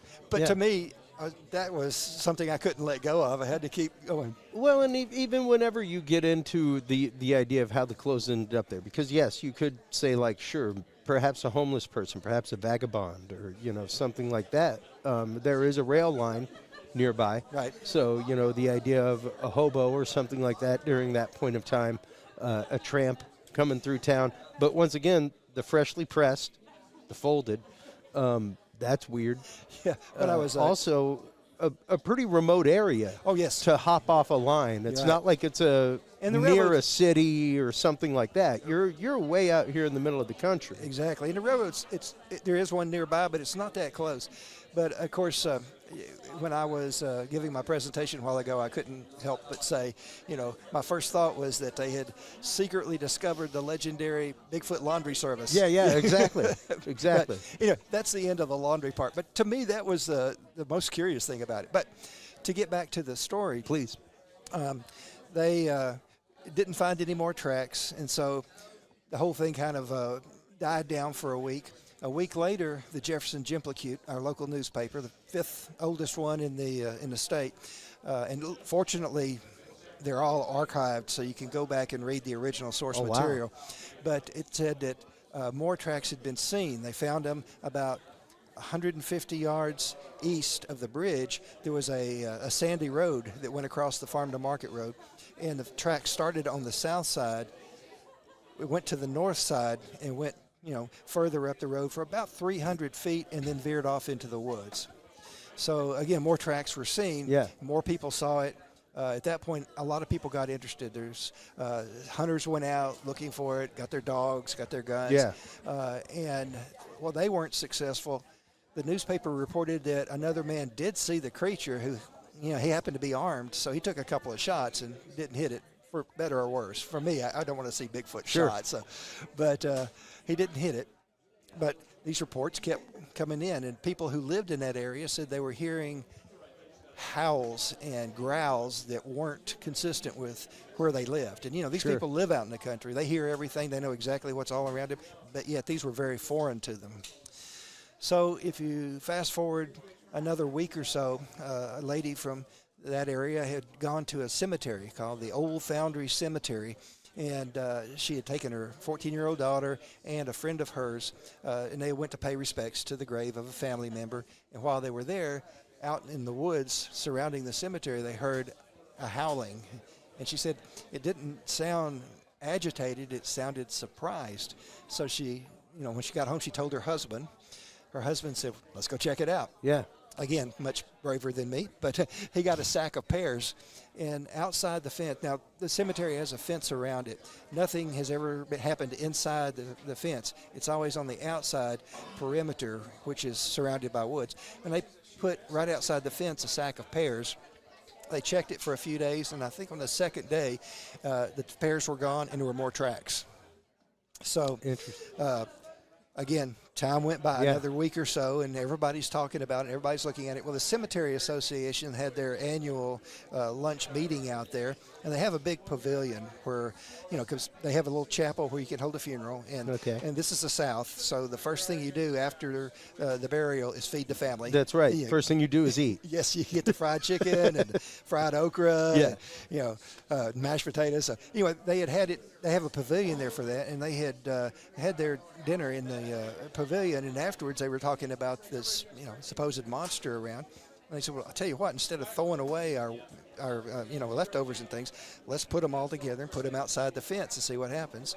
And 4 days later, they kept checking, and it was there. And 4 days later, it was gone, and more tracks. So a deputy sheriff came out, and he had been trying to calm everybody down. He was trying to say, look, we have these occasional brushes with, he called them a honey bear, but a small black bear. And he said, that's all this is. Come on. Well, he got assigned to go, check the tracks out. And when he looked at him, he changed his mind immediately. He said, this is not a bear. He said, I don't know what this is. So from that point on, it just kind of died down. But, here in Marion County, every year there's a sighting of Bigfoot somewhere in the area. Now, if you draw a line between the bridge and the cemetery, it's just a little over 4 miles as the crow flies, or as the Bigfoot walks. Yeah. So it's not, unrealistic to think that maybe it could be the same creature, or maybe part of, some people think that they have packs and things like that. But it really put Marion County on a national stage, because so many people saw the tracks. Yeah. So many people heard the howls and the growls and things like that. And I think that kind of cemented Marion County's place in Bigfoot lore. Yeah. So, yeah. Well, and, we are just a few years ago, Jefferson was labeled the Texas Bigfoot capital. That's right. Bigfoot capital of Texas. More sightings go on here in the Big Thicket than anywhere else in the state, and it is interesting to see the very long history of those sightings. It is, and the fact that we continue to have them interests me, and so that's what makes me, if I'm in that area, go, well, I'll just cruise by and take a look. Well, and to the point that it is now a protected Bigfoot refuge. Yes, the county commission voted it as such. Yeah, but the thing that interests me aren't just the stories that you find, looking back through the history of the area. Yeah. But it's to people that I talk to who I just run across, and accidentally the subject comes up, and they're not really anxious to tell people about it. Yeah. I have a good friend of mine, and she and her husband are probably some of the most respected people in Jefferson. Very, respectable, sober, they're like pillars of the community. And my wife and I were out with them one time, and we were cutting through they have some land, and they were cutting through a pasture, and said, man, we're out in the middle of nowhere. We ought to watch for Bigfoot. Silence. And I said, did I say something wrong? I didn't mean to make you guys Sorry, mad. guys. And finally she turned around and she said, we saw one. And I said, you're kidding. And she said, no, we were driving across one of our pastures just like this. On the far side, it walked like a man, arms swinging. You know, she said, and we've seen all kind of animals at it. It wasn't like anything we've ever seen. Yeah. And she said, if you ever tell this story, don't use my name with it. Well, and you know, that is something that we talk about on the show in numerous communities is that stigma that comes along with an observation. Yes. You know, and even the fact of so many scientists that don't want to be involved with the research because of the stigmatization that comes along with it. You know, we have great doctors like Jeffrey Meldrum speaking here today. Things like that. Even Haskell Hart getting up and talking about the DNA tracking, things like that. Like there is a wealth of scientific data to be garnered out there. The question is whether or not a scientist is willing to look at it.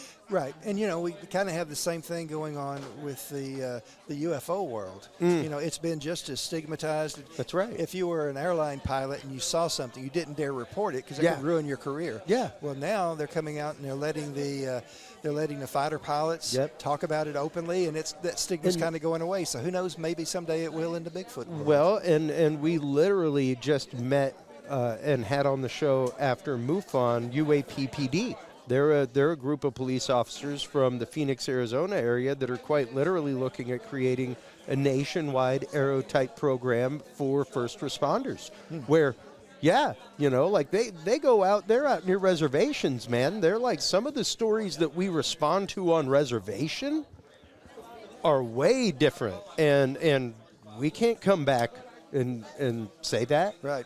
You know, like if we came back, if we reported that, the next thing that would happen when a defense attorney is standing there and you're up on the stand is they're going to be like, you know, a few months ago, you submitted a report for a Sasquatch. Yes. Let's talk about that. Pay attention, jury. Yeah, you know, exactly. Like you're talking about cases going back years that may have to have new evidence looked at, may have to have witness statements looked at because the police officer that took this also took these other statements regarding this. So, yeah, you know, the fact that is stigmatized, the fact that their experiences are stigmatized, and to the point that they cannot share that without loss of career, without loss of badge. Even now, I'm sure that there are cases here locally that they respond to that they probably don't really tell a whole lot about because they've asked the police, please don't share this information, you know, outside of the system. And yeah, there is a large stigma with that, and even within families, you know. There is, and I just love those stories where somebody is willing just for a second to come out and say, here's what I saw. Yeah, and have you been able to track down any of Billy's family or anything like that? He doesn't talk about it anymore. I have a friend who talked to his wife, and he said, "Could I speak to? Is this the guy who?" So she said, "Yeah, that's my husband." And of course, he's much older now. She said that he does. Yeah. He's put that behind him. He won't talk about it anymore. Yeah. So, but Lord only knows how much he'd been ridiculed throughout his life. You know? Exactly. You know, how many kids made fun of him at school? I mean, it gets to the point of jobs, stuff like that. Yep. You know. Depending on what you're going for as to where they go in the community for stories about you, things like that. So imagine being a banker and you have a Bigfoot report and people go, I don't want you handling my money. Well, and it's one of those, it's something that we talk about regularly whenever we have Lyle Blackburn on, who's right over my shoulder, about the Falk Monster. You know, you get into a small community. My family's from Mamou, Louisiana. Like, it's one red light, man. Everybody knows everybody. Everybody knows everybody's business, and yeah, it can get community thick real quick when you're talking about sharing your story with somebody, because it gets shared at the Piggly Wiggly, and the next thing you know, you're hearing about it at church. Yep. You know, and it got back to your story. You know, it happens really. It's not like you live in Houston, where if you told somebody, the odds of it making back to you may be pretty slim. Yeah. You know? You know, in today's world, I think it's different. If he were willing to talk about it, he would probably have been a presenter today. Absolutely. You know? But if you look back all through his life, he had to have caught a lot of stuff about that. Well, and when you start looking at, like, you've been here at Texas UFO Con, whenever our friend has presented on the Pascagoula case, things like that, when you start looking at people like Calvin Parker, who just recently passed, Michael had a great opportunity to chat with him and with other people who were witnesses, and many people did not come forward with that case for many, many years. Yeah. Calvin didn't come forward with it for many years because he didn't want that kind of attention in his life. He was a young man. He wanted opportunities in his life, not to be shut down or shot down because of 10 minutes of his life. Oh, yeah. And, we see the same thing with ghosts and the supernatural. We have a hotel here in Jefferson that has a good bit of supernatural activity that they won't talk about. And I knew the manager of the hotel, and he was such a nice guy. And every time I would ask him, hey, I know this happens. I've had experiences there. What's the real story? Oh, nothing happens here. Nothing happens here. Well, he retired, and on his last day, I went just to shake his hand. He and his wife were moving north. I knew I'd never see him again, so I went just to shake his hand and tell him I really enjoyed knowing him, And when I walked in, he goes, oh, I was hoping you'd come by. Now I can tell you. And he spent the next 30 minutes taking me around the hotel telling me. I said, why aren't you making this better known? And he said, we don't want that reputation. We don't want people to freak out if they stay here. Well, and that's just it. There's one of two ways that either businesses or homeowners or communities see it. It's either something that they embrace, like Roswell has, well, yes and no, because there's still a good contingent of people in Falk who are like, I wish the looky-loos would go away. And that's just it. It's very much a dividing line in communities, these experiences. And even now, are there regular experiences and sightings here in the Jefferson area? Yes. I mean, from what I understand, statistically, maybe 1 out of every 10 even gets reported. So I think the last one I saw was last year that there was a mention of in a newspaper, which would mean, okay, for that one, there's 10 more that didn't get reported. Yeah. Statistically, Yep. And I think it's gaining a little bit more credibility, if you will.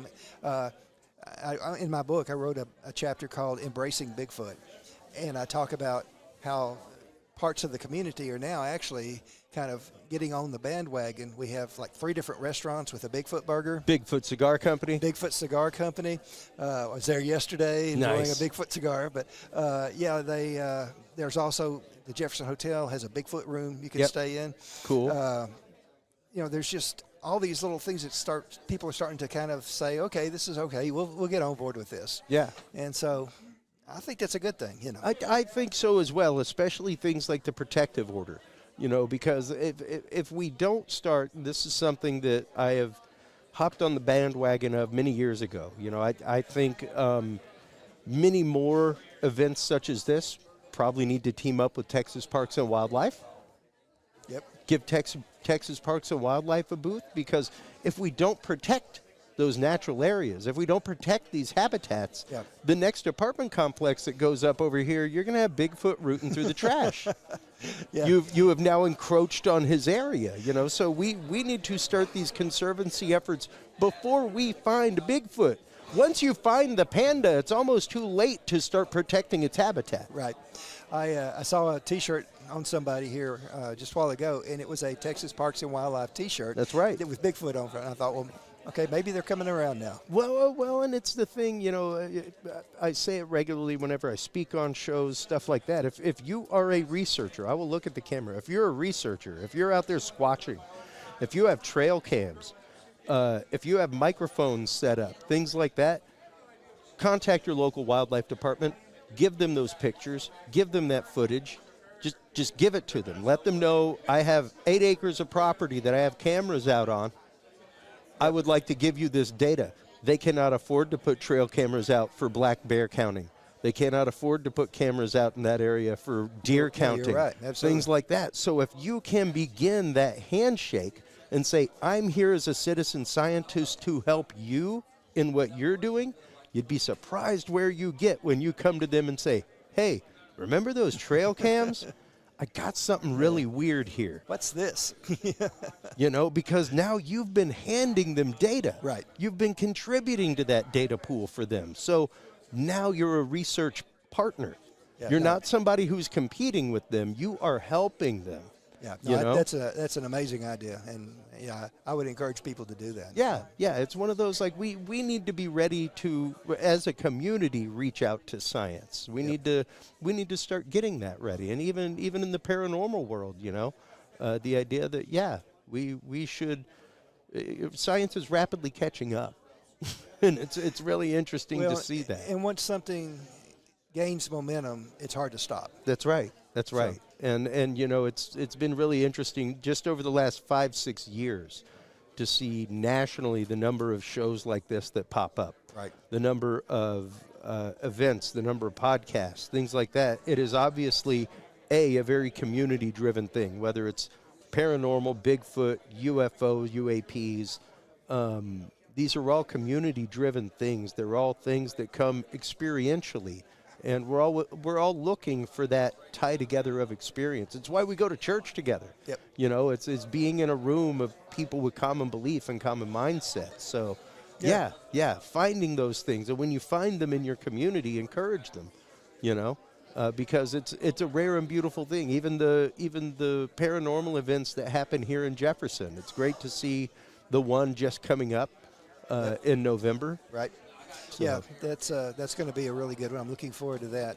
But yeah, you are absolutely right, and it's not just restricted to paranormal things. If you're a duck hunter, you join Ducks Unlimited. That's right. So you join the Coastal Conservation Association you want to if be you're among a fisherman. your people. You know? That's right. And that's so right. I think these conferences are really good things. Well, and it's one of those, like I normally tell people, I could probably put my money behind a political candidate if I believed in that as much as I do this community.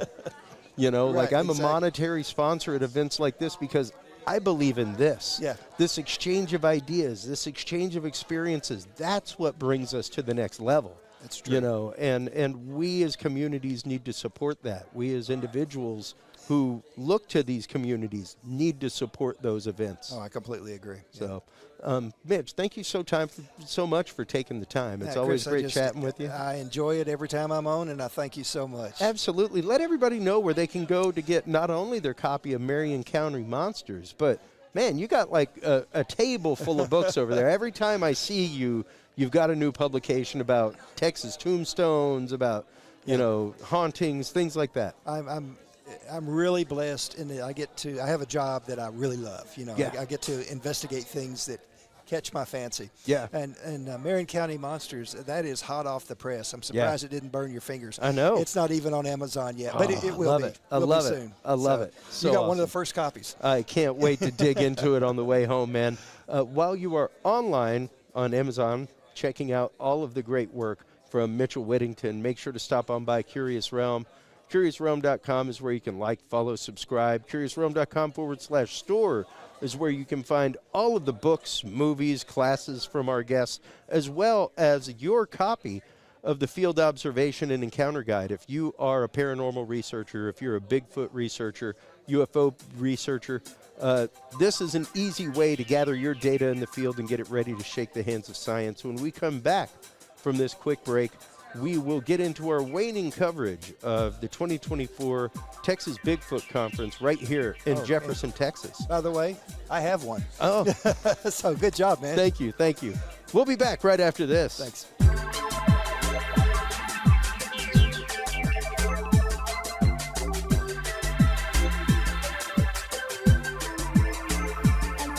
The key to good science is good research.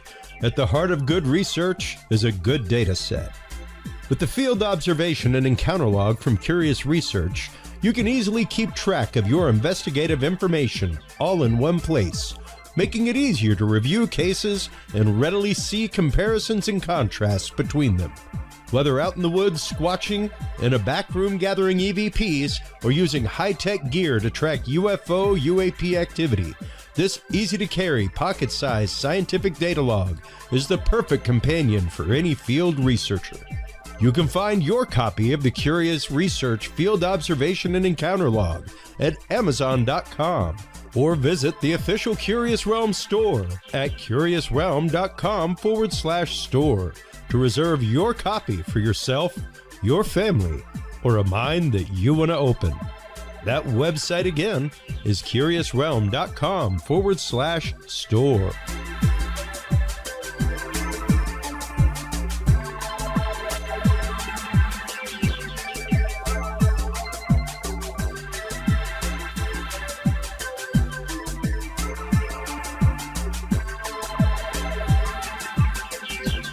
Well, hello, everybody, and welcome back to the Curious Realm's continuing coverage of the 2024 Texas Bigfoot Conference right here. That's where we're at. That's where we're at. Right here in Jefferson, Texas. We have the great pleasure of being joined by researcher and host of Texas Front Porch, Tex Wesson. Welcome back to the show. Thank you, thank you, thank you. Last time I saw you was actually Bigfoot Michigan Rob, correct? Were we on there together, I believe? Yeah, yeah. And, you know, you have a very popular show, tons of stories. You do tons of in-the-field investigation. Yeah. You're actively getting ready to go out on investigation soon. I don't want you to give away too much, but give us a little bit about what that upcoming investigation's about and what you're trying to get into, Wes. Well, I'm going next weekend. I'm letting everybody know with this one because if they want to join, they can, you know. But I'm going to Brown Springs next Sunday and Monday and just bump around there for, you know, a night or two. But the big one is in November. It's at an undisclosed location, and it's a dogman investigation that we got requested to do. Okay. People came to us for help, and it's been a long time in the making because we got to sign waivers and everything to go on the property. Yeah. It's almost 2,000 acres of private property that nobody lives on. So it's every researcher's dream. Yeah, it's a remarkable opportunity for certain. And we're going to be out there a week.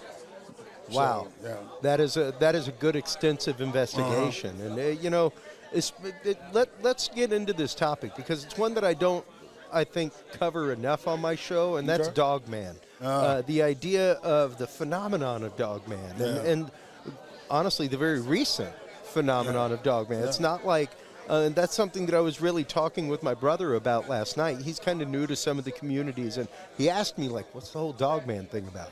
And I started getting into it with him, and I was like, it's very fascinating because once again, very new phenomenon. It's not like Sasquatch or something that goes back hundreds of years, goes into native folklore, things like that. Well, actually, it does. Oh, okay. Well, get into that a little bit. Well, the thing about it is the term dogman is very recent. Okay. But the creature itself has been around for thousands of years. Depending on who you talk to and what their opinion is, we're talking Anubis. Okay. So, and there's, you know, you get the tales of the lion-headed warriors and that type of thing, jaguar warriors. All that kind of points to this phenomenon. Interesting. Okay. A lot of pre-flood stuff. It appears that they were in greater numbers. And I have a loose, I don't even know if we can call it a theory or a thought process, I guess you could call it.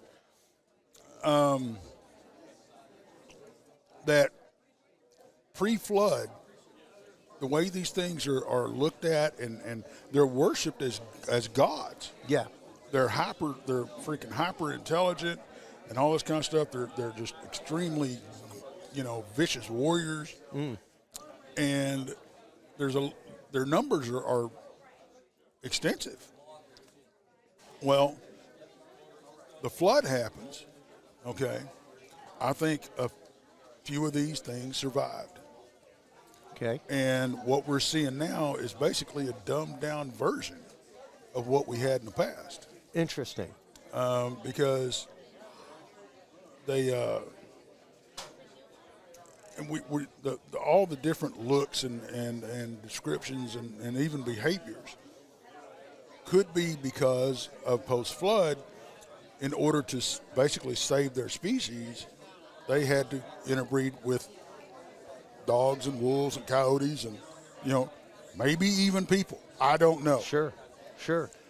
And once again, the idea of chimeric beings, the mix of human and animal goes back, for millennia. Yeah. And I had never even honestly made those two connections because most of, I guess, what I've heard in the communities, things like that, seem very spiritually oriented, much more in the realm of something paranormal than something, I guess, what we would deem as cryptid, so to speak. Right. Like and I guess, yes, if you're tying it to that concept of pre-flood, stuff like that, then yes, it would fall in the cryptid realm. It would fall I think it does. It would fall in the realm of, a lost species or one in limited reproducing number. Right.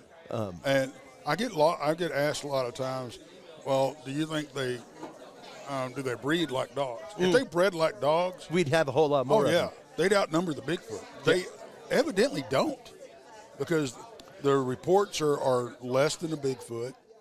So, and we're just not seeing the numbers.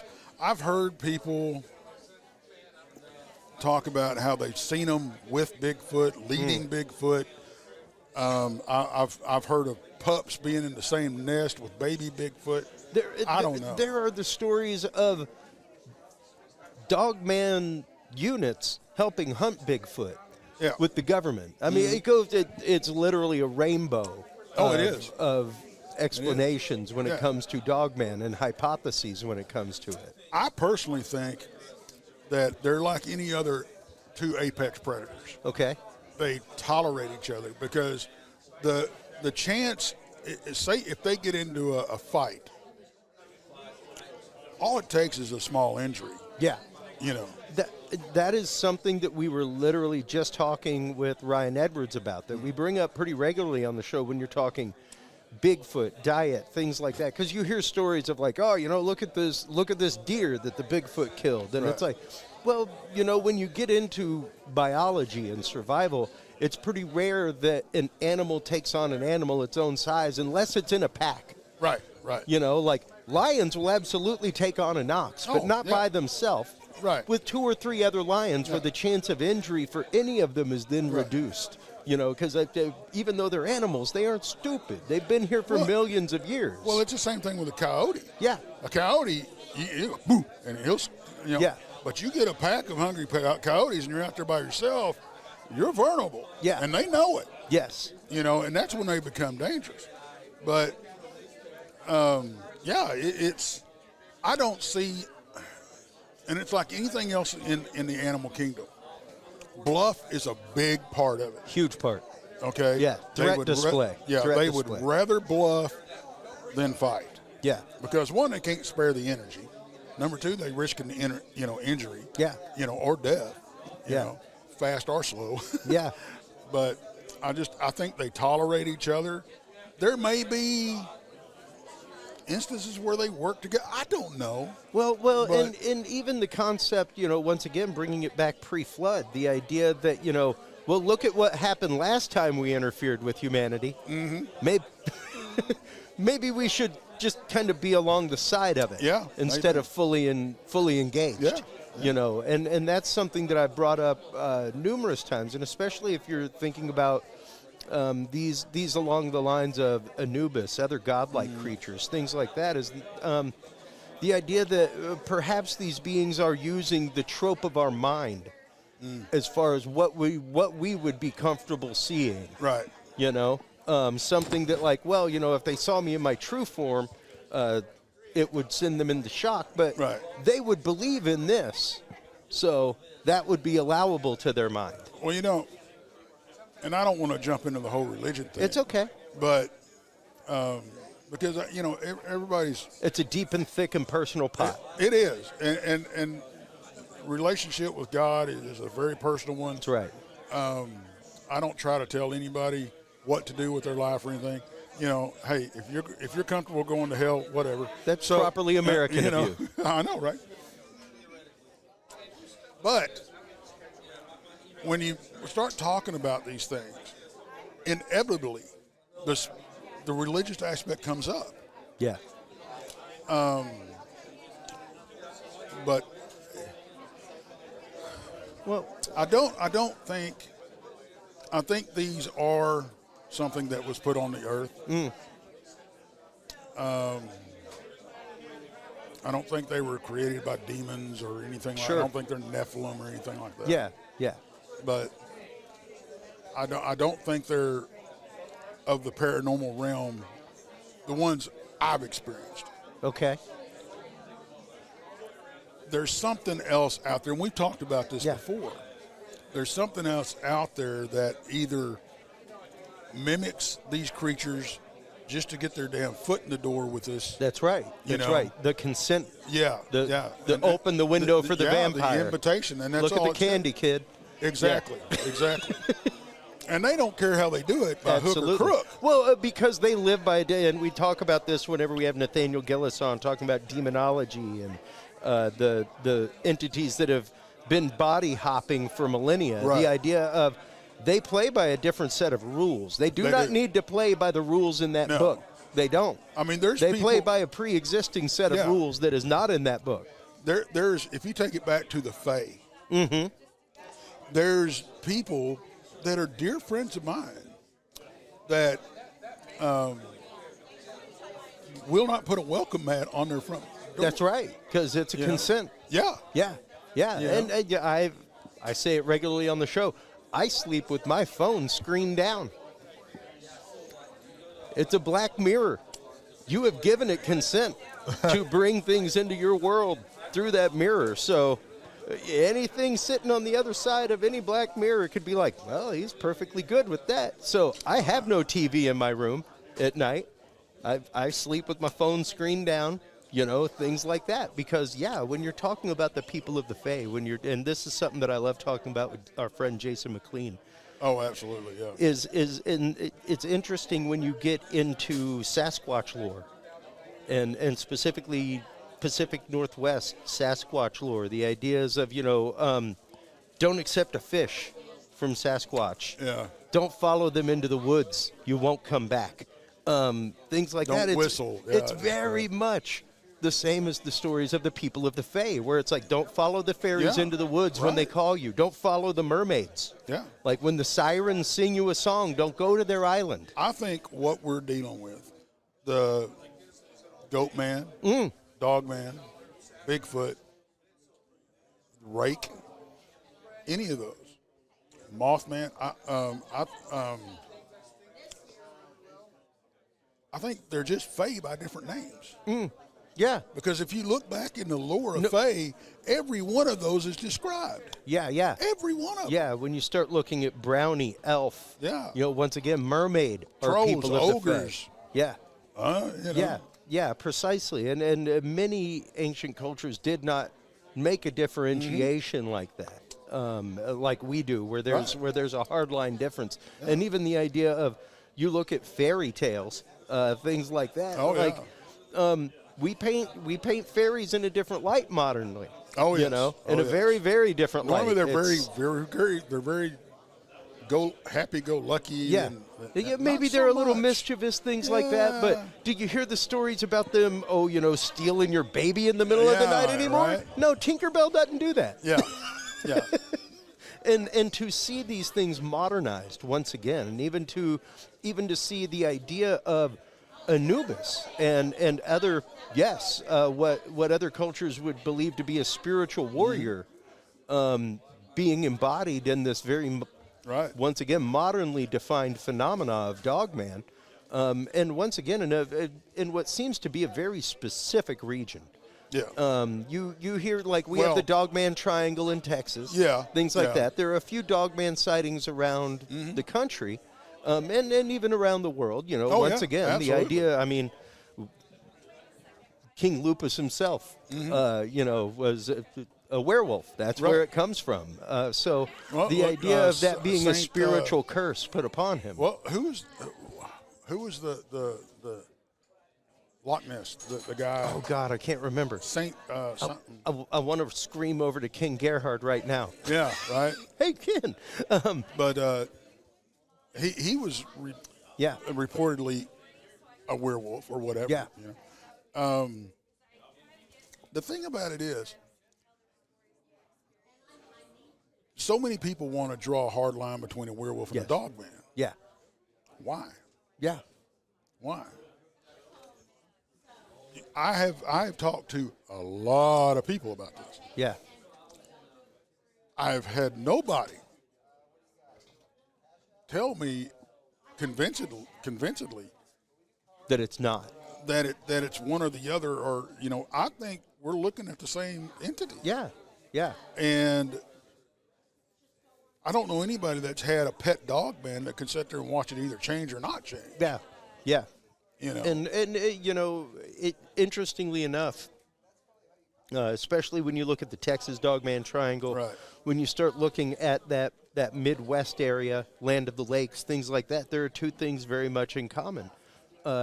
The settling of the French and the settling of the Germans in that area. And both cultures, you look at the Beast of Jefferson, things like that, both cultures have a werewolf history. Right. Both cultures have these stories of that coming from, even, I'm Cajun. We have the Rougarou, man. Oh, yeah, yeah. You know what's odd about the Beast of Jefferson is if you look at the research, when they sent the army out to kill him, that's not exactly what they did. They drove the wolves to extinction. Yeah. And when they did that, these sightings quit. Yeah.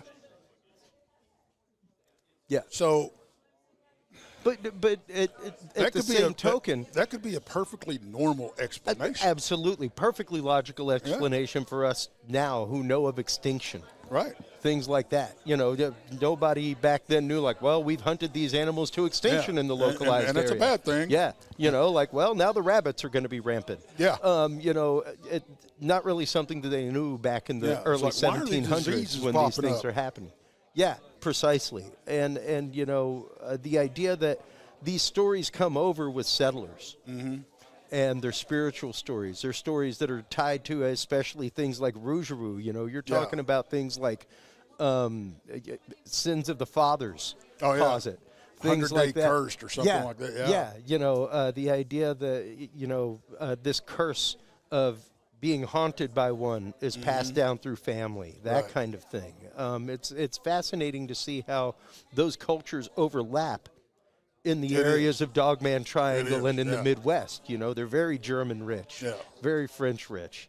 And it's interesting to see how those traditions have moved forward and have, once again, kind of metastasized into what is now. Yeah, I've recently, me and Monica Rollins have been batting this back and forth.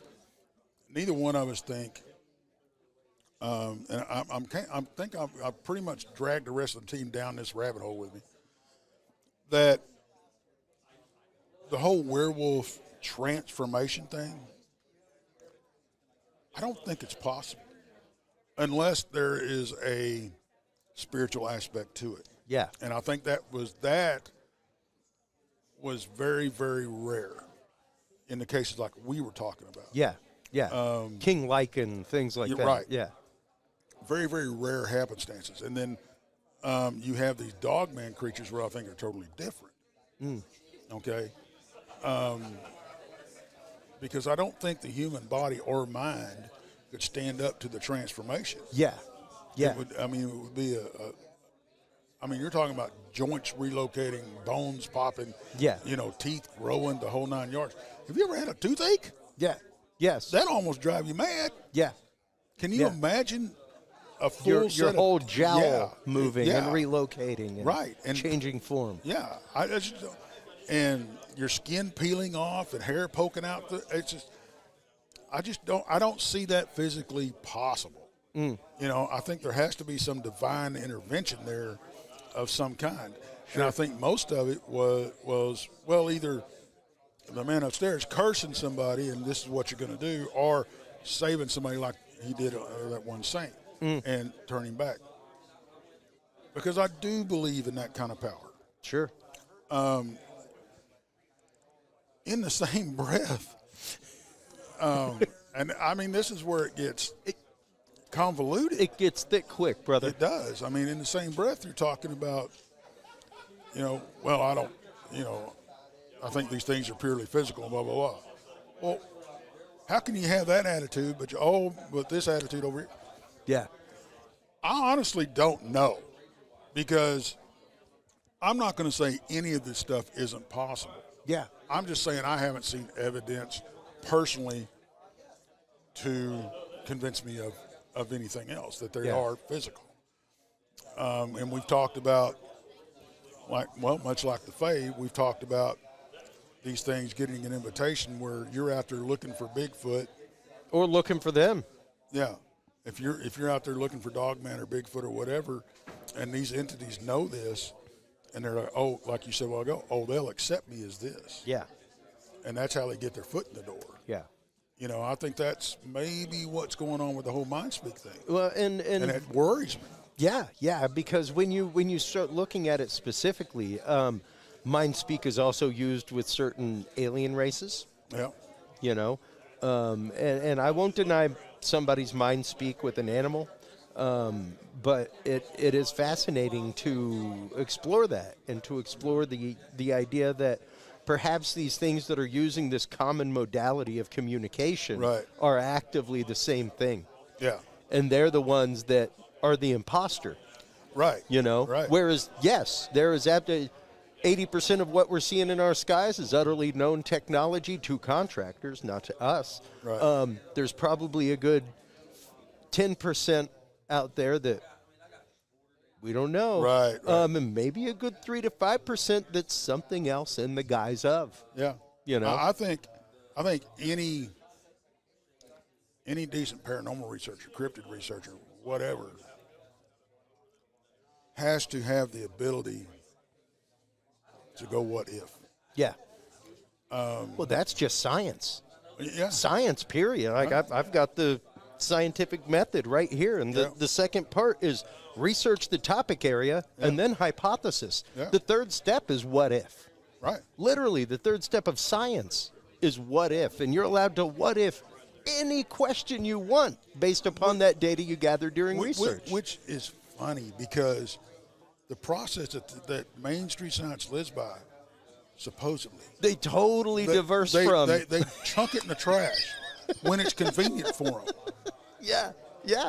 And that's just it. That's something with curious research that I have really, really tried to spearhead, is the idea that, like, from both sides, we need to be ready to meet in the middle. Yeah.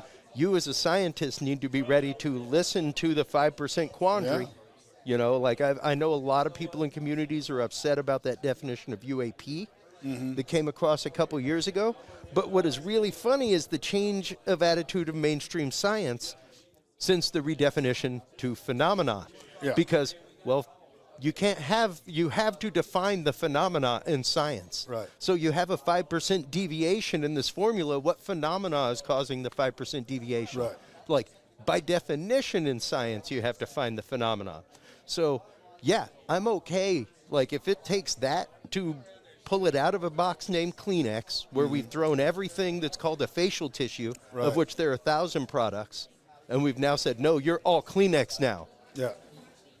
Well, not all Kleenex has aloe. Not all Kleenex has a pattern on it. Like there's 1,000 different things out there that we're just throwing into a catch-all, and science doesn't like a catch-all. It likes categorization of data. Right. So, yeah, we need to, as people in the field, as people out doing research, like you're getting ready to do in Land of the Lakes and stuff like that, you need to prepare your data to meet that. Yeah, that's another thing that I was going to bring up next year.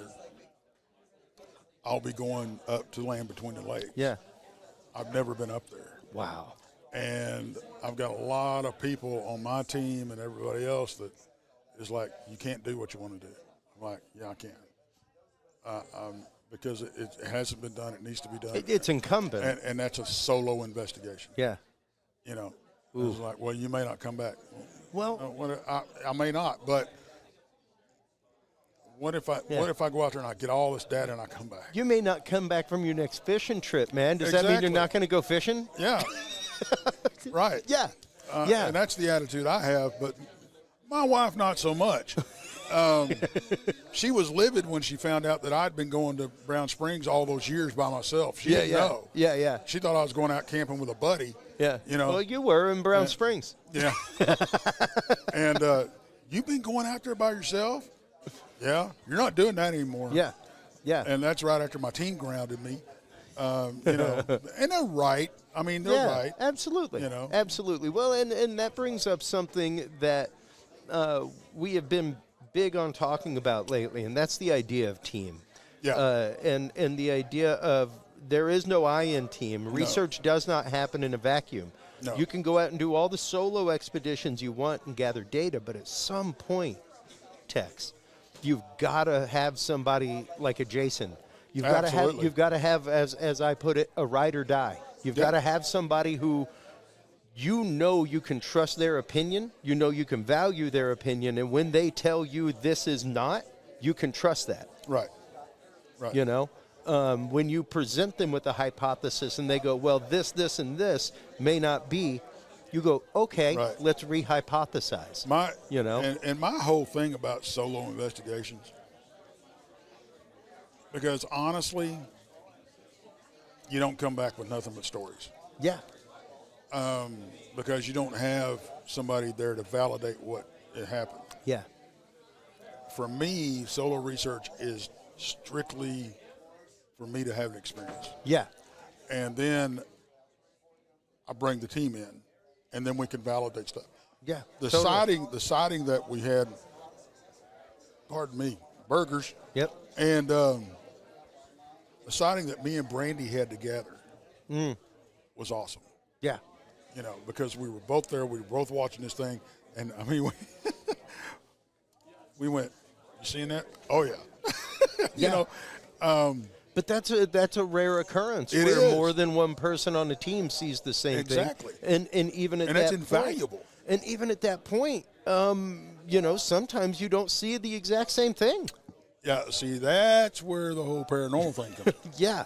Yeah, precisely. And the phenomenology behind that, and how your experience, how your filter of experience and even belief in life affect the experience, you know, and that's a lot of the reason why I came up with the data log. It was like, write it down coldly, write it down now as it happens, not an hour when you get back to camp and you've started processing it through your 9th grade experience and in Boy Scouts and stuff like that, you know, and what your uncle told you and things like that. I was over the moon when you handed me that because I was going to get one anyway. But it's going out with me in November. I love it. And when I get back, and if we have something, I don't know if we have anything. Yeah. You know, it may just be a great camping trip. Yep. Which is fine too. But if I come back with a full book, me and you's going to have another conversation. Exactly. You know, and we can sit here and go, look at this. Yeah, and you know, I there are so many people, Wes, or Tex rather, who get so involved with red circles in the world, and I am one of those. Science in me is like more red circles. I want more. Now you need to be ready to handle the explanation of the red circle. Well, you brought up an excellent point back when we were on Rob's show together about the red circle. Yeah. I'd never even thought about it that way. You know, it's a bigger definition of the known quantitative. It is. But I think there's. I'm sorry, I didn't mean to interrupt. No, it's okay. But I think the red circle. Okay, from your point of view, has a purpose. Absolutely. Okay, that's the beginning. It's observation. You saw something. But I think that the way it should be presented is you show somebody a raw photograph. I believe that as well. And go, tell me what you see. Yeah. And you look, I don't see anything. Okay, let me show you what I saw. Yeah. And then A and B together. And you ought to be able to look at it. Okay, well, I can see where that, but I can see where you might. I can see where you might see that. Right. And that's just it. Like, as somebody who has spent, I'm almost 50, since the age of 21, working with audio, working with video, working with photos, things like that, recovering photographs. I've spent a lot of my time behind a lens and editing such things. So you tend to be able to explain a lot of trick of light. You tend to be able to Right. explain a lot of known quantitative in a lens and a chipset, and that's just it. Scientifically, we need to be ready for more red circles, and the people presenting the pictures in the red circles need to be ready for the known quantitative explanation. And the fact of just because it wasn't what you believe your experience was doesn't mean you haven't contributed to the science of narrowing down the unknown, Right. which is hugely important. Right. It doesn't subtract from your experience. No, not at all. Doesn't subtract from that. I think that if anybody's going to show a picture to anybody, show them the one untouched. without the red That's right. circles. That's right. First, Yeah. because if you show them something with red circles, you've already tainted the evidence. That's right. You have already tainted their filter of perception to begin with. Right. And And is we're a programmed beautiful to pick point up to bring patterns. up. That's right. That's right. know? It is what You has look at made us wallpaper survive. and pick out. We could sit here and pick out faces in this right here. I used to literally, as a server in church, sit and pick out images in the wood of the pews, in the wood patterns, Yep. and find images and faces and things like Right. that, because I was just bored at church. It's no different as a than- 9-year-old. It's no different. It's no different than picking out kitty cats and fluffy, unicorns and stuff in the clouds. Exactly. Same thing. Exactly. And that's just it. We need to understand the science of our brain, Right. how it works, and also have the open heart and open mind of experience to marry with Right. that. Right. And understand that yes, while we should be looking for science, we should be looking for those things. We should not be trying to destroy anybody's experience. We should not be trying to change an experience that has possibly brought them to a new understanding and paradigm of the world around them, which is larger than what it once was. Absolutely. What am I going to do? Tell somebody stop expanding your mind? Right. Like, that's literally what I'm all about. And the thing about it is that's what frustrates me about mainstream science is the ego gets naughty. Well, yeah. It's the fact of when the science stops growing, it becomes dogma. Yeah. Yeah. It's like, and really? the example I normally give is you've seen my pictures online. I'm a massive astronomy fan. I love Right. my backyard astronomy. My astronomy textbook from 1992 in high school shows Pluto as a planet. My son's planetary chart does not. There you go. Science has changed. Yeah. So we need to be ready to change with science. We do. And we need to be We do. ready to have our data to give to science so we can help change Yeah. it. So I really wish that we could get some of these mainstream scientists that would just go follow their own formula and go, what if? yeah. If just the first three parts were there and we kept with that for the first little bit Right. and let the rest of the pendulum swing through the circle, you'd be surprised what we all might come up Exactly. with. And that's just it. That's one of the things that I love about people like Ryan Edwards. I quote him all the time with his idea of the 70-year to discovery point. The idea that, like, no, we as Anglos heard of, lowland gorillas. Yeah. And we were like, oh, those aren't here. Until we finally got interested, then we started looking. And it took us 70 years, but we found them. And we are not scientifically up against that 70-year point of discovery with Sasquatch as far as the West and Anglos being interested in what these other cultures have talked about for millennia, for hundreds of years. We aren't to that point yet. We aren't to that point with UFOs. Well, see, I think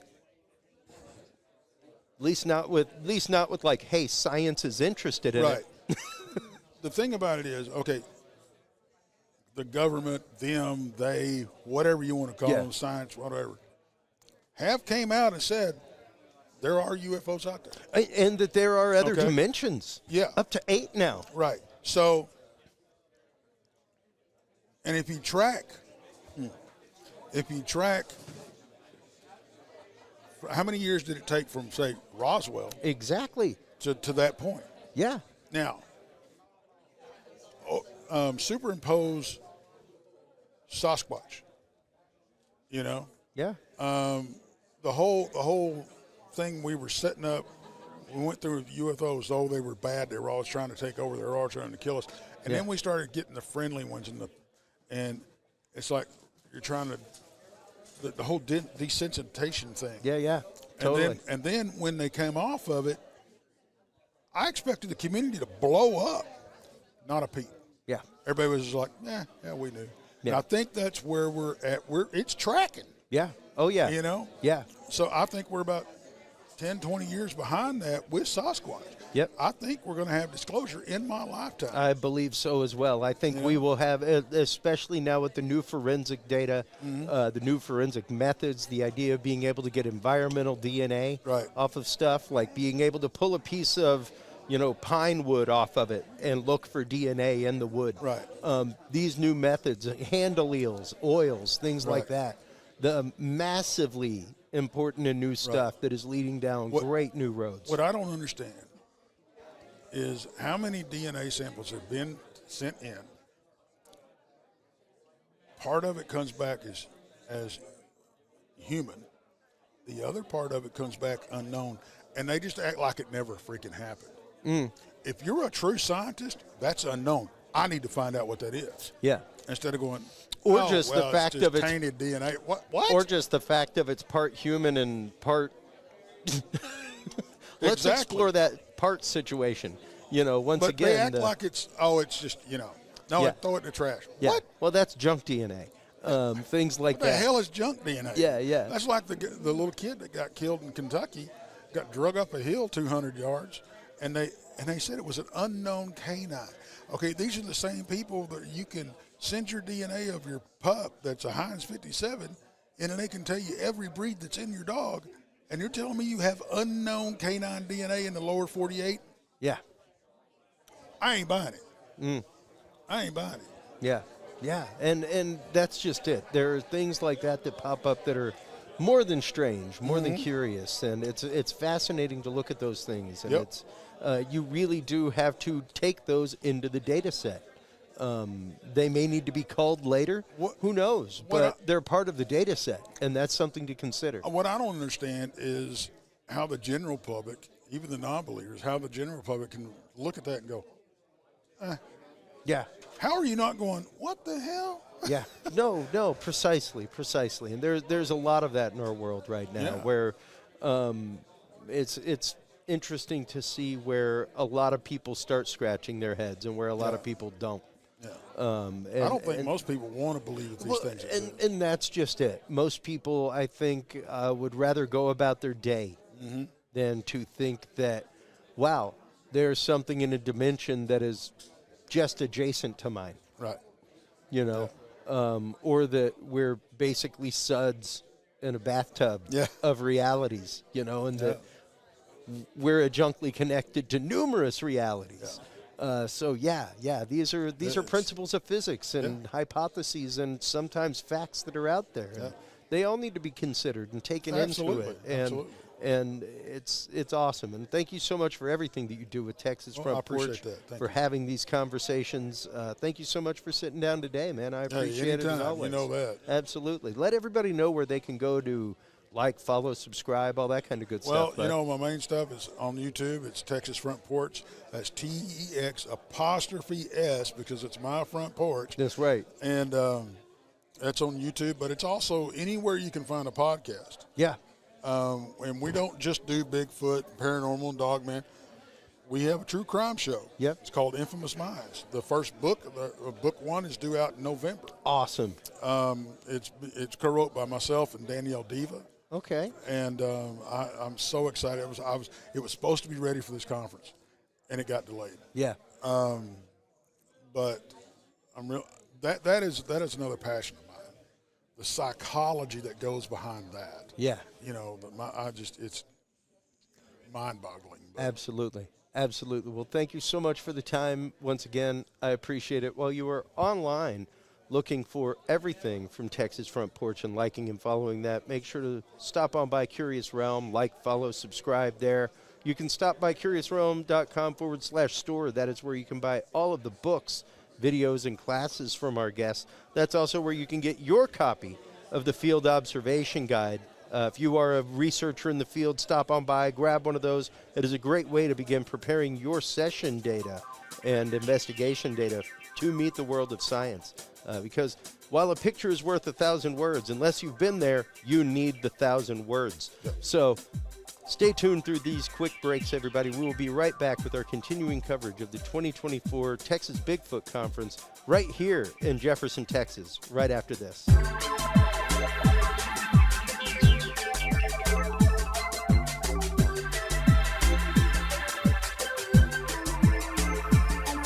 The key to good science is good research.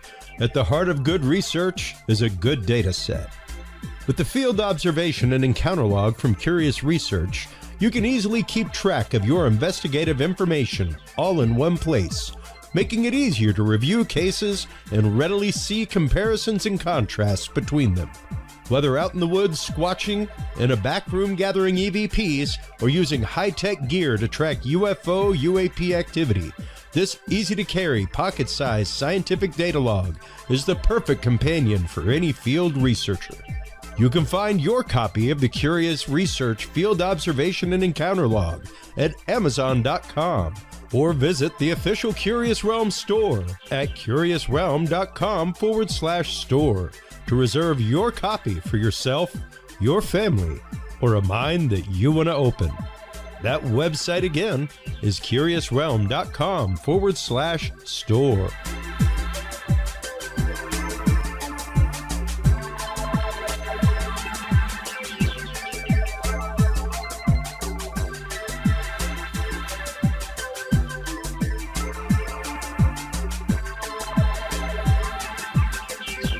Well, hello, everybody, and welcome back to our final bit of coverage here at the 2024 Texas Bigfoot Conference. We are so happy to be joined by our good friend and guest, Jason McLean. How you doing, bud? Oh, always great, Chris. And again, anytime I'm here with you, it's always the beautifulest of days. Oh, thank you. Same here, bud. It's always great to see you over there working your table, talking with experiencers, things like that. And you're over here with your book, Metroplex Monsters. Yes, sir. I love that book. It's awesome. It's full of great stories from the northern Texas area, Yes. DFW Metroplex. What was it that brought you to begin writing that book, Jason? That's a great question. Honestly, just a lark. There was, again, my experience happens in North Texas, right? And so I didn't believe myself because I was like, there's no way I'm the only one who saw what I saw. And so for 20 years, I didn't talk about it. And it wasn't until I started doing this research sort of more in publicly that people I'd known for 20 years or more said, hey, let me tell you this story. Because once they knew that I was someone who was, you could reliably tell and wasn't going to make fun of them, they started just cranking this stuff out. I was shocked by how many people, I didn't even have to lead or just said, hey, have you ever seen anything weird, right? Random people in the street, they're like, oh, you're working on a book? Well, okay, let me tell you this thing that happened. I got so many living pterosaur stories from people who were just, hey, this is what's happening. So I started getting this material, and I was like, you know what? There's so much here in North Texas that nobody knows about because no one's talking about it. So I approached History Press and said, you know, I have this idea, and they ran with it. To their credit, you know, it was an experiment for them. And they took a chance. And so it's like, you know what? Here's the story of DFW. And they wanted it to be more localized. I'm like, you know what? But it keeps me from running all over Texas. And it's like, there's enough here. And it focused me on being able to sort of ask questions that don't get asked a lot. And it allowed me to kind of see some connections that I hadn't seen before. Because sometimes when you have to have a laser focus and you're artificially trapped within a concept, it allows you to explore things you wouldn't have normally explored. Yeah. And taking different angles. And so that's why I really love writing the book. And plus it's a love letter to where I grew up, right? Sure. You know, native Dallasite. How often do you get to write about Italy, Texas? Yeah. Right? Yeah, it's true. So, yeah, it was just a chance to, throw a little thing in there about where I grew up, the places I lived, some of the lore I grew up with, and other lore that I had to find. And it's like, oh, hold on. And then you start seeing connections that you, again, previously didn't see. So mostly it was just I had an opportunity, and I took it. So, sometimes life works out that way. Well, and, much like an experience, sometimes life works out that way. You were not out looking for an experience when yours happened to you. You weren't, an extreme believer in such things when your experience happened to you. Yeah. Your experience just organically happened. Yeah. No, I was a kid fishing. I was 12 years old. And I didn't believe me for a number of reasons. But again, the number one is, how could I be the only one who saw this thing? Come to find out, I was not the only one who saw this thing. A lot of people have seen them. But the problem is there's always that societal pressure to not see the thing. Yeah. And that was one of the major takeaways from writing this book, was how often people were like, oh, I can talk to you about this? Good. Let me tell you this crazy story of this thing that happened to me, and I can't tell my family, I can't tell my friends, because they're going to look at me like I'm nuts. The societal pressure to not see a thing is, in my experience, probably the biggest wall to gaining actual understanding about the phenomena, right? Yeah. Because you have to, if you don't talk about a thing, if you don't work it out, and go through bad ideas and good ideas and refine. Right. If you don't do those things, you can't come to a conclusion. I'm a huge believer in the Whorf-Sapir hypothesis. Well, the problem is to have a language. For those who don't know, I just realized I should probably tell people what that is. Please. The Whorf-Sapir hypothesis, in a very, very condensed idea, is that if you don't have a word for a thing, you don't understand a thing. Yes. Right? That's right. You can't conceptualize it without a word. Correct. Your brain can't wrap itself around an idea. How often do we have these thoughts and someone says, oh, this is a word, and your brain's like, yep, that's it. Or even trying to, let's say you're trying to explain something to somebody in Spanish. Yes. And there's no cognate. Yes. There's no word that translates that. Mm-hmm. 100%. So in the same way, if we're not talking about things, we don't have a way to build vocabulary around it. Yeah. And so much of our vocabulary around the bizarre, the paranormal, has been stripped from our language because we've become... Honestly, the new religion is materialism, right? Material science, and there's only one version of science that's even allowed, right? All the traditional views of how things can be interpreted and understood, and in conversations that we're allowed to have even 100 years ago have been wiped for this exclusively material viewpoint. And so all this, there was language that was very commonplace, even a century or 120 years ago. That's gone now. Well, yeah. And when you look specifically at words, descriptors, things like that, like one of the things that I use regularly is the term occulted. And people look at me like, oh my God, you're talking. No, I'm not. I'm talking about nothing demonic. I'm sorry if you have the modern idea of occult in your head, but the term occulted means knowledge that has been hidden away. Correct. So when I say the words occulted, it means like this is something that has been either hidden from society or that science is not paying attention to and has stuck it in a side drawer. Right. And that was probably one of the most revealing things that I've learned over the last few years is it isn't some giant warehouse in the middle of Nevada. Yeah. Right? Yeah. All of the world's knowledge isn't it's not under the Vatican. It's behind a paywall at a university, right? There's papers. All these things have been written about. The problem is it's talked about here, but that societal pressure to not have those conversations keeps it there. So it never actually hits the mainstream for people to converse and understand these situations. And again, it's you don't want to be the crazy person. I didn't want to be the crazy person. Prime example. Last night, I was sitting with our good friend Daniel Allen Jones from the Vortex. He's the MC at the event. And we were talking about his continuing work into the Aurora project, into Aurora, Texas, and the crash there. And I was like, new developments, man. Like, I'm getting ready to share a bunch of documents from the Hayden Hughes files with him via permission on the Aurora case, all kinds of things. I was like, what have you found recently? And he apparently went to UNT, or maybe it was UTA. I think it was UTA. It would be UTA. And went to and ended up meeting the archivist at UTA. Really? And was like, hey, he just went to hear this guy speak. The archivist happened to be there. He got into conversation with him and was like, casually, was like, I'm doing some research into the Aurora, Texas event, and the possible crash there. And he was like, oh, yeah, like the windmill thing. It's like, yeah, that's the one. And he's like, oh, we have tons of stuff downstairs in the microfiche and things like that. And ended up taking him down. He found all kinds of, like, instead of just snippets of the articles, actual articles, full articles, things like that he was able to get access to. This dude was so verved, he got back in touch with him and was like, hey, if you have a chance to come back, here's a bunch of other stuff I found for you. Totally occulted, sitting down, not hidden by any nefarious means. Right. It's just the archives of the Dallas Morning News that somebody happened to purchase to help support the Dallas Morning News, because that's what they did back in the day. Like, buy the whole year for your public library and help them out. Yeah. Things like that. So here was a copy of that from that year that happened to be sitting down in this place that probably since the death of Jim Mars, nobody has looked for that or found it. That's insane. Yeah. The fact that, like, but there was an archivist who was so verved by his interest in the case that he went and did extra work for Daniel and was like, if you have the chance, here's some more sources for you to come back. I'll give them to you. That's amazing. And I guarantee there's more people out there who are willing to do this. That's right.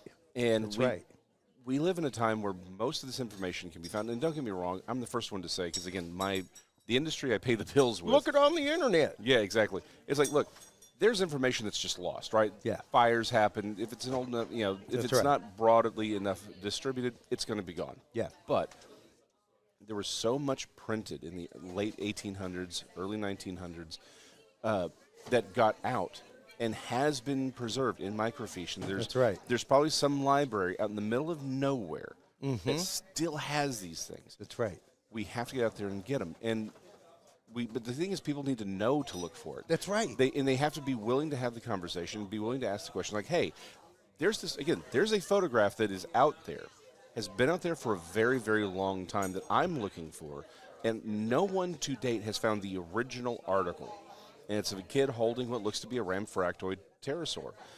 That's one of the very few photographs of, that people always throw out there, and I'm like, that has at least a better chance of being real. Not because most of them have next to no provenance. Yeah. The ones from and you may be like, there's the one of the cowboys back in Arizona.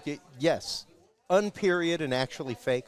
Yeah. Most of them are doctored photos. Most of them are something else. Or I can't tell you how often I get sent the picture of a photograph that was taken for Freaky Links. Like, it's a known film.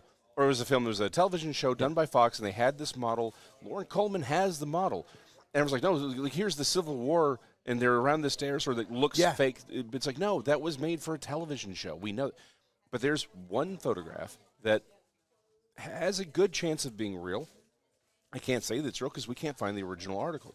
But if we could find it, then it's like, okay, again, it doesn't mean it's necessarily real, but it gives us more to work on. That's right. And the thing is, we need more to work on. We need a broader language and verbiage to work on. We need better data to work on.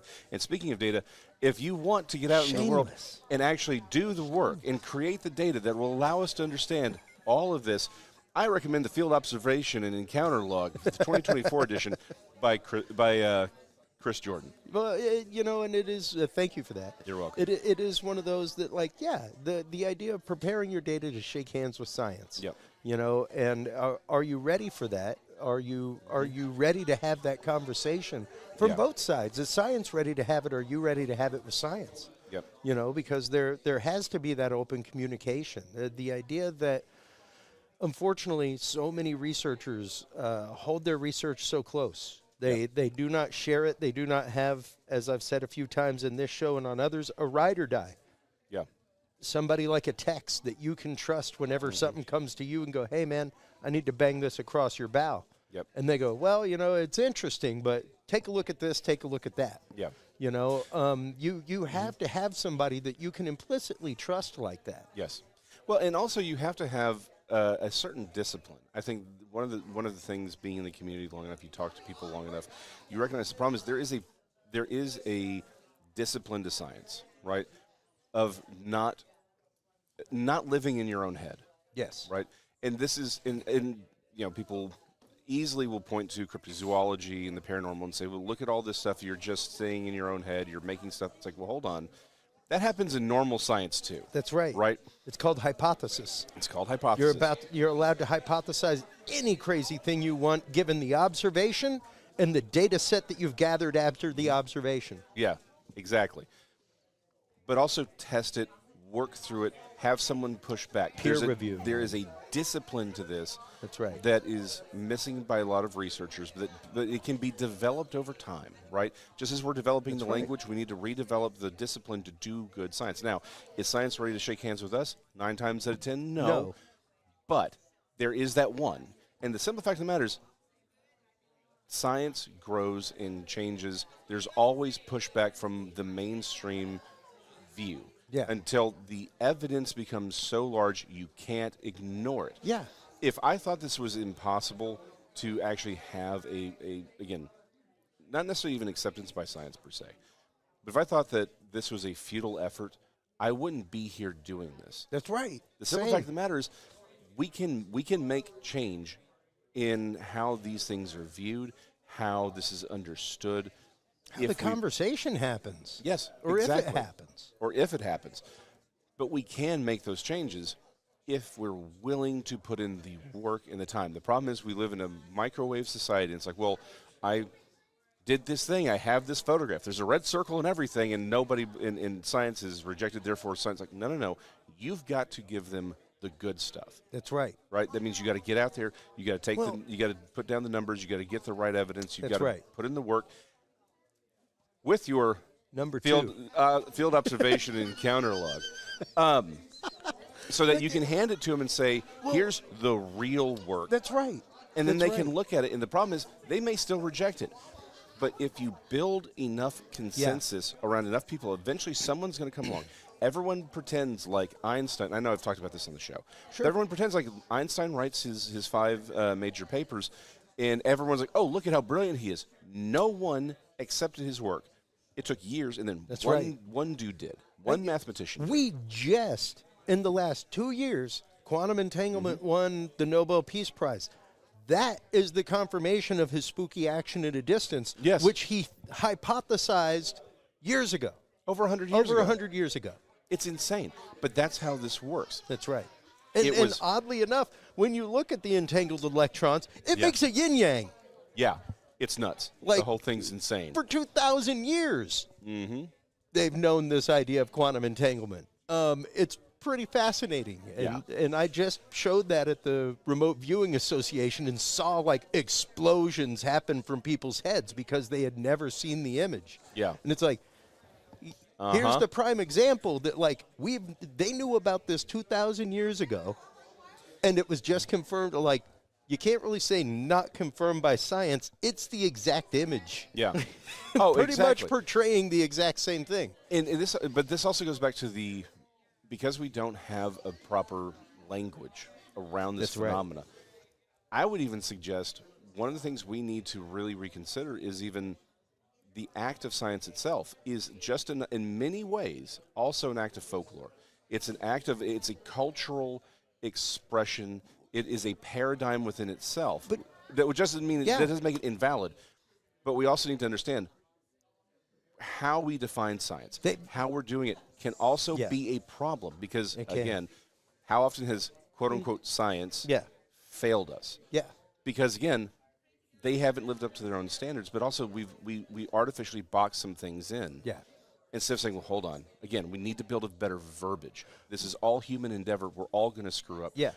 And if we can give the right information and the right data, but then also be willing to make the right arguments with the right language and understand there's going to be pushback. It may take 20 or 30 years, but it's going to work eventually. Yeah, and that's just it. And that is something that science took the effort for over 100 years ago, was realizing that, like, hey, wait a minute, if you're doing this in France and I'm doing this in England, like, we need to have a universal way to communicate this. Yes. You know, like these universalities are there in math. It's a universal language. Oh, yeah. Music, universal language. And I explained that to my son because he's 7, and he's like, yeah, you know, I really want to learn to speak Chinese. Totally randomly, all on his own. So here's an app to teach you some Chinese characters. And things like that. But when I explained to him music and the idea of you're learning to read music, you're wanting to learn Chinese, you can already speak to somebody in China because you can write music. Music is a universal language. We've already universally decided that these notes on this staff mean this thing in this meter, in this time, in this signature of music. So from that, a violinist can look at it and understand it. A pianist can look at it, a flautist. Anybody amongst the musical disciplines can look at a piece of music from Africa and read it, can look at a piece of music from China and read it. Yes. It's a universal language, and we have yet to step foot into that realm. And it's something that we were talking about at the Remote Viewing Association. It's called the International Remote Viewing Association.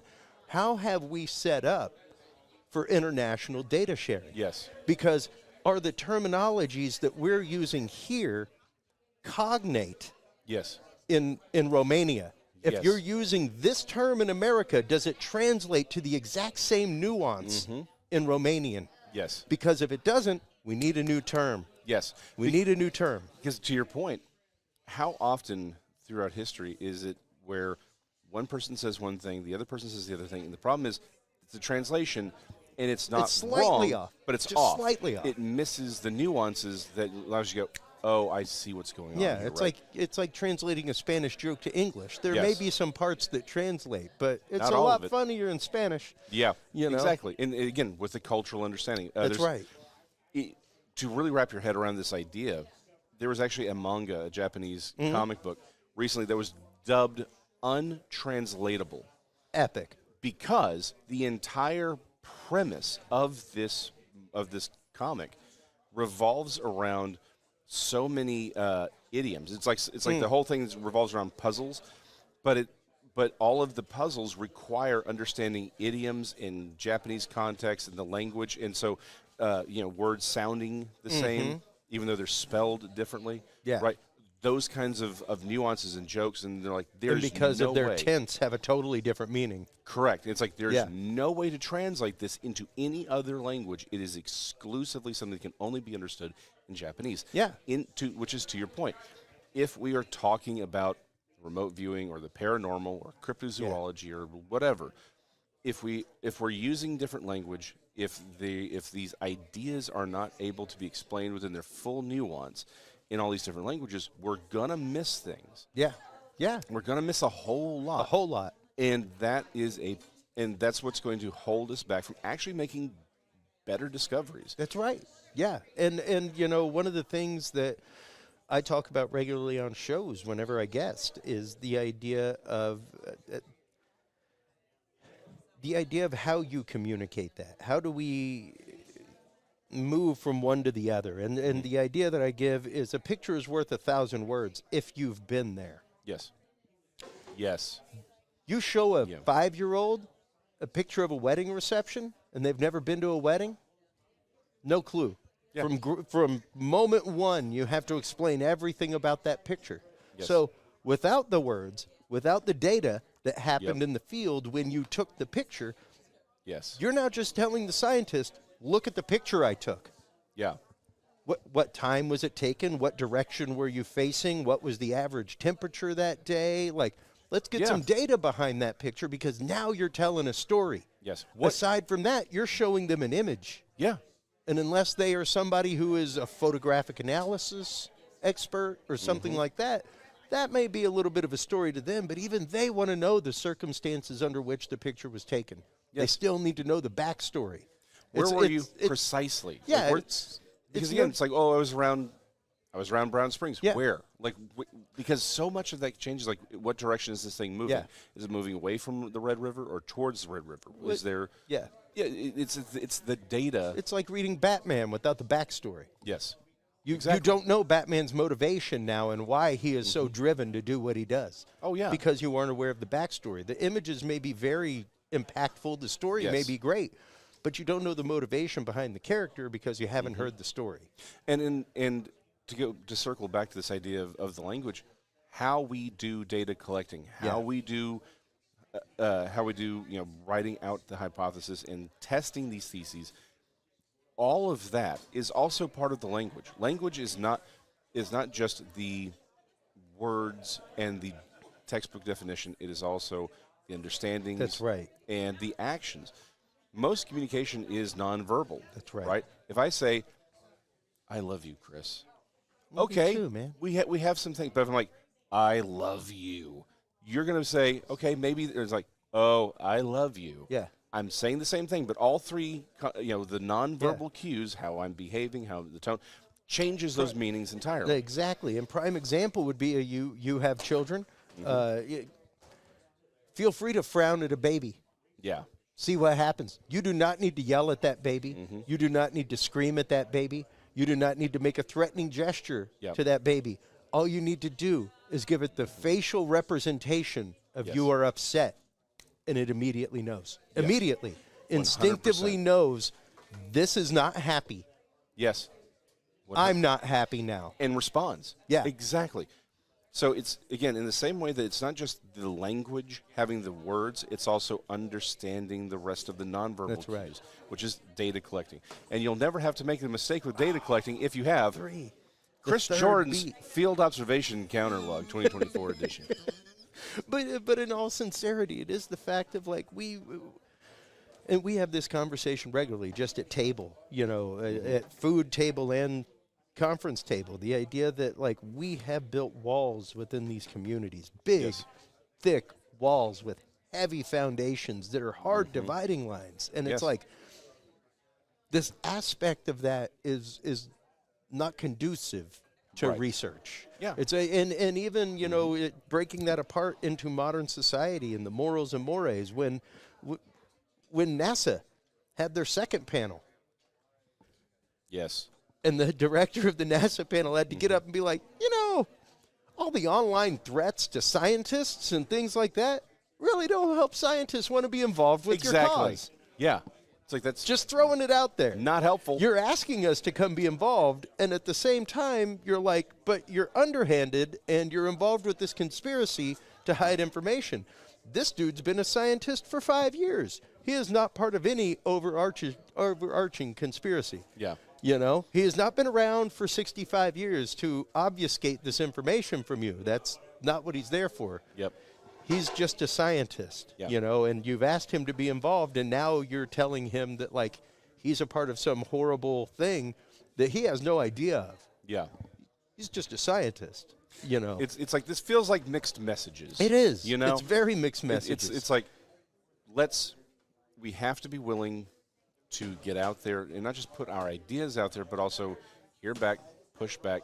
Yeah. But then, in the thing that I've really, really, really started to be profoundly troubled by is the existence of this hyper-competent government that is able to hide everything and dispose of everything. I'm not saying there's no conspiracies. I'm definitely not saying that. There wouldn't be people in jail for conspiracy if conspiracies didn't exist. Exactly.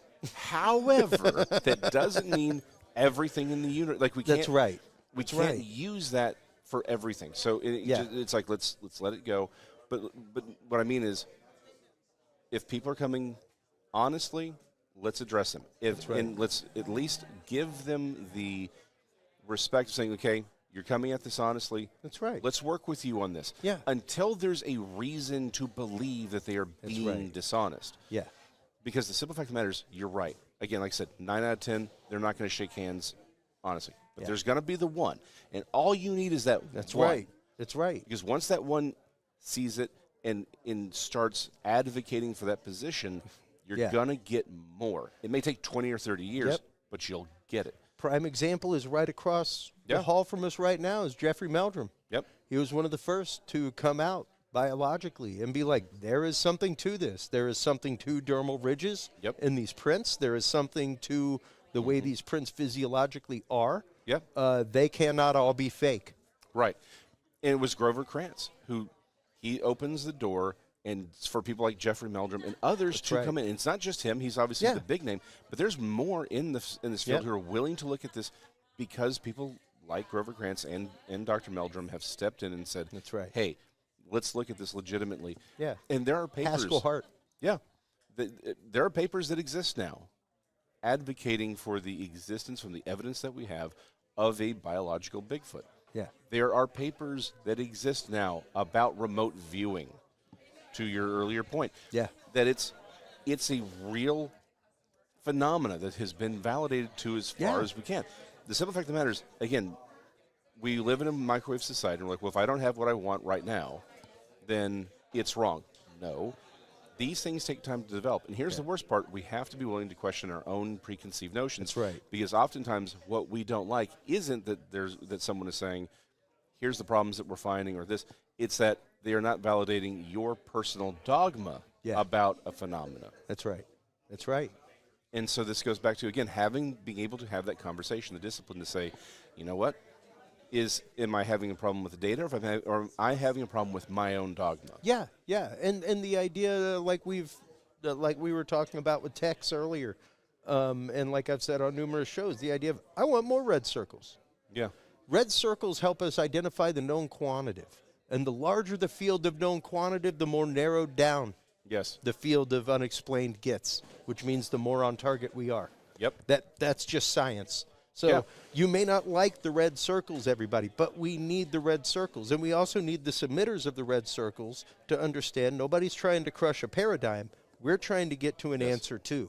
And you have just contributed to our realm of known quantitative, which narrows down the unexplained. Exactly. Without you accepting that, we have a problem. Because now you're wanting to stick known quantitative into unexplained, and that's not what it is. Yep.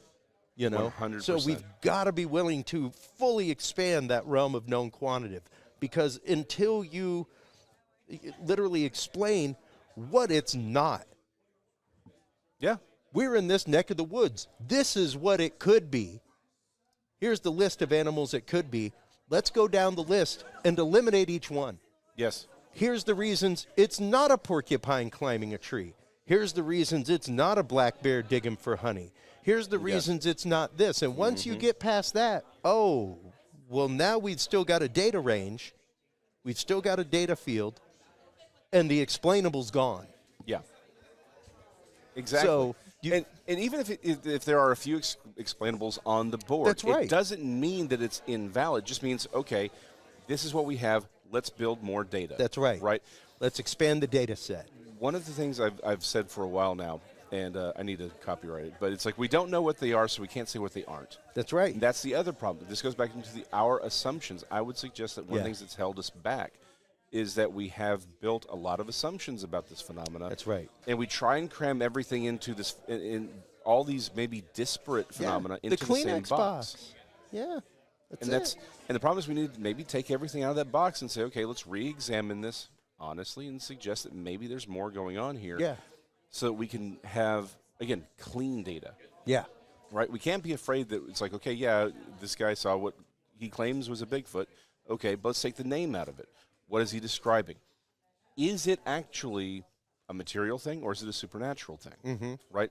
And the problem is you'll have people who, you get people say there's nothing, it's all flesh. People say it's all spiritual. Some say it's both. Great.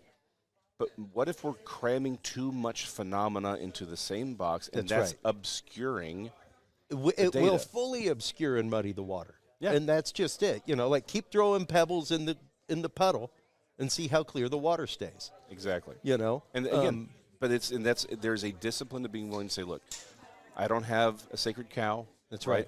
The only cows worth goring are sacred, to be honest. Just say, look, I want the data, right? If you're after religion, fine, go get religion.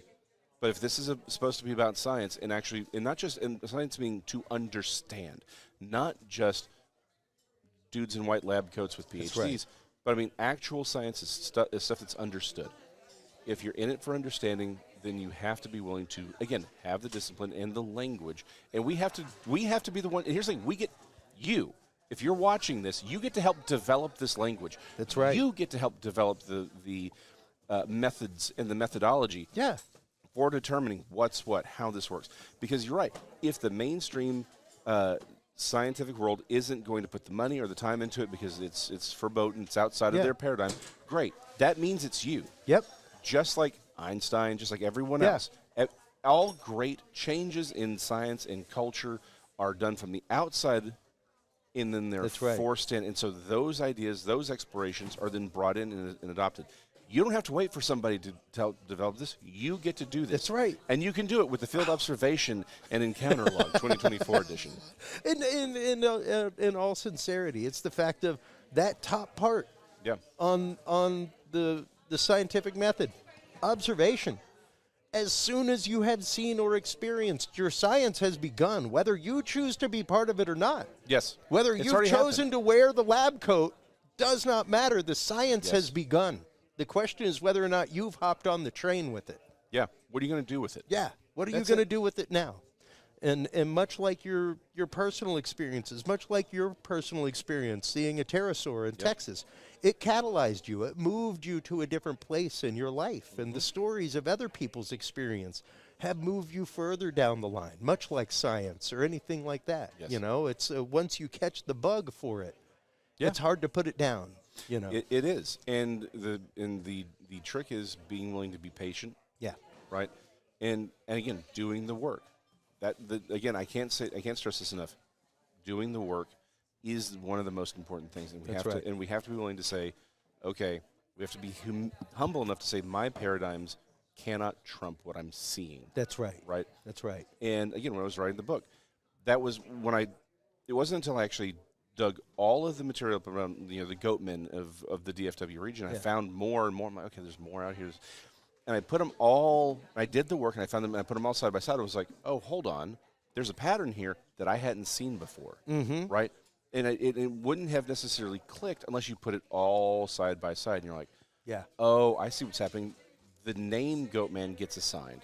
And then they take the material from Jim Mars's accounts and lay them on pre-existing folklore in many cases. Yeah. Now everything's a Goatman. Yep. And that's when it's like, okay, it's the name. It's the verbiage. A term that I am going to be bringing into the paranormal community that comes from the world of remote viewing. It's called analytic overlay. Yep.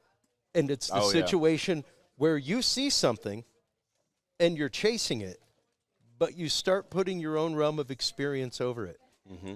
And it starts messing with the data that you're writing down. Yes. Because you now start chasing the tail of the dog that you're familiar with instead of the data that's coming into you. Yep. You know? And yes, we are very prone to do that as human beings. We're very prone to do that as researchers, which is why you need a ride or die. That's why you need a research partner. That's why you need that. And that happens in everything, right? Yeah. Again, this goes back to, it's our brains. It's our brains. It's how we work. This is, again, science is a human endeavor, just like everything else. Science is actually a form of folklore, whether we like it or not. We have to, but that's okay. We get to recognize these things and grow and move on with them. Yeah. And that's the point. Are you willing to put in the work to grow? Are you willing to put in the hard work and say, look, maybe it takes 30 years for anybody to recognize it.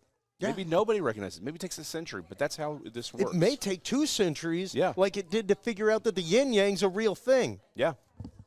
There you go. You know? And that's just it. You know, it may take that long. So we need to be patient with that. We need to be patient with each other. We need to be patient with each other's experiences. Yeah. And be open-minded with all of it. And be willing to just say, look, maybe I'm just a link in this chain. Exactly. Right? Exactly. But that's guess what? You're already a link in the chain whether you like it or not. That's right. Just accept that part of it and just say, look, maybe I don't get to see this in my lifetime, but maybe 2 lifetimes from now, somebody gets to see this, and we get to figure this out.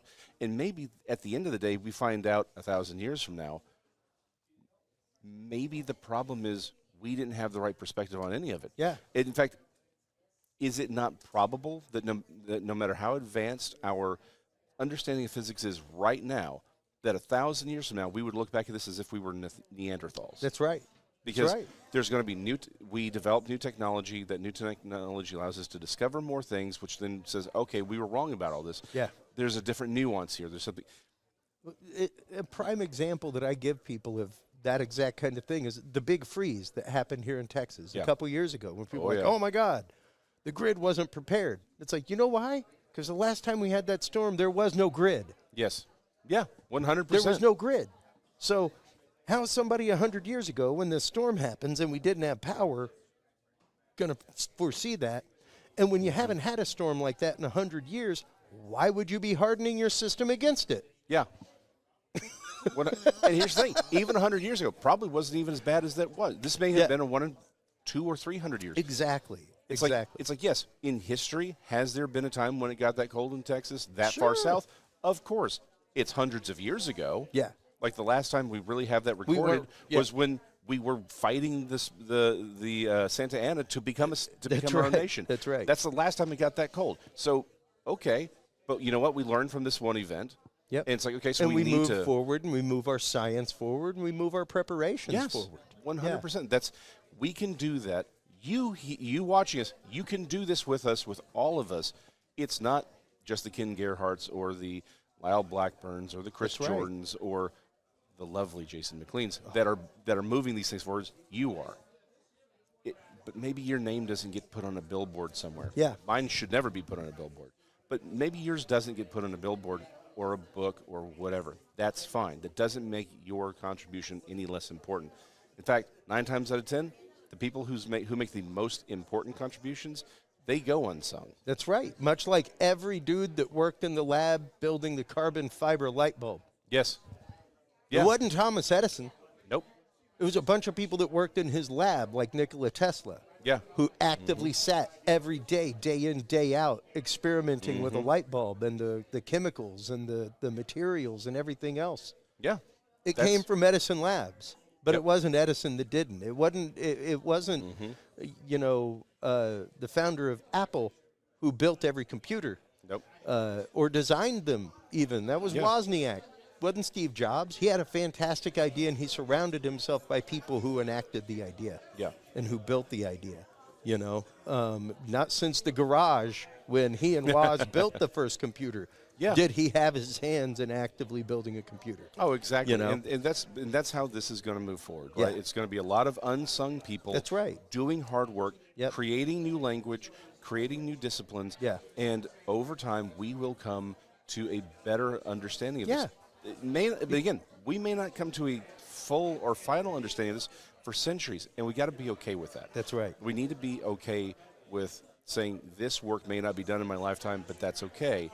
It will get done eventually. What I'm building is a link in a chain that will allow this work to continue and be completed at some future date. Yeah, and even if you're looking at it as my work is merely firing this one brick for the corner of the temple, the temple doesn't stand without that brick in the corner. Yep, 100%.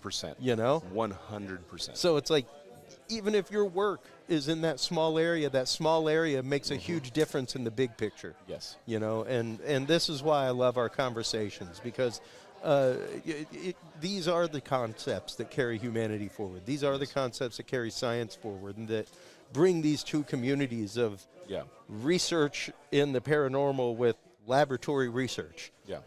So thanks so much for the time, man. Let everybody know where they can go to keep up with your research. I know you're coming up. You'll be presenting at the Lake Worth Monster Festival this upcoming weekend. Yeah, this next weekend I'll be there. Be speaking on Metroplex Monsters.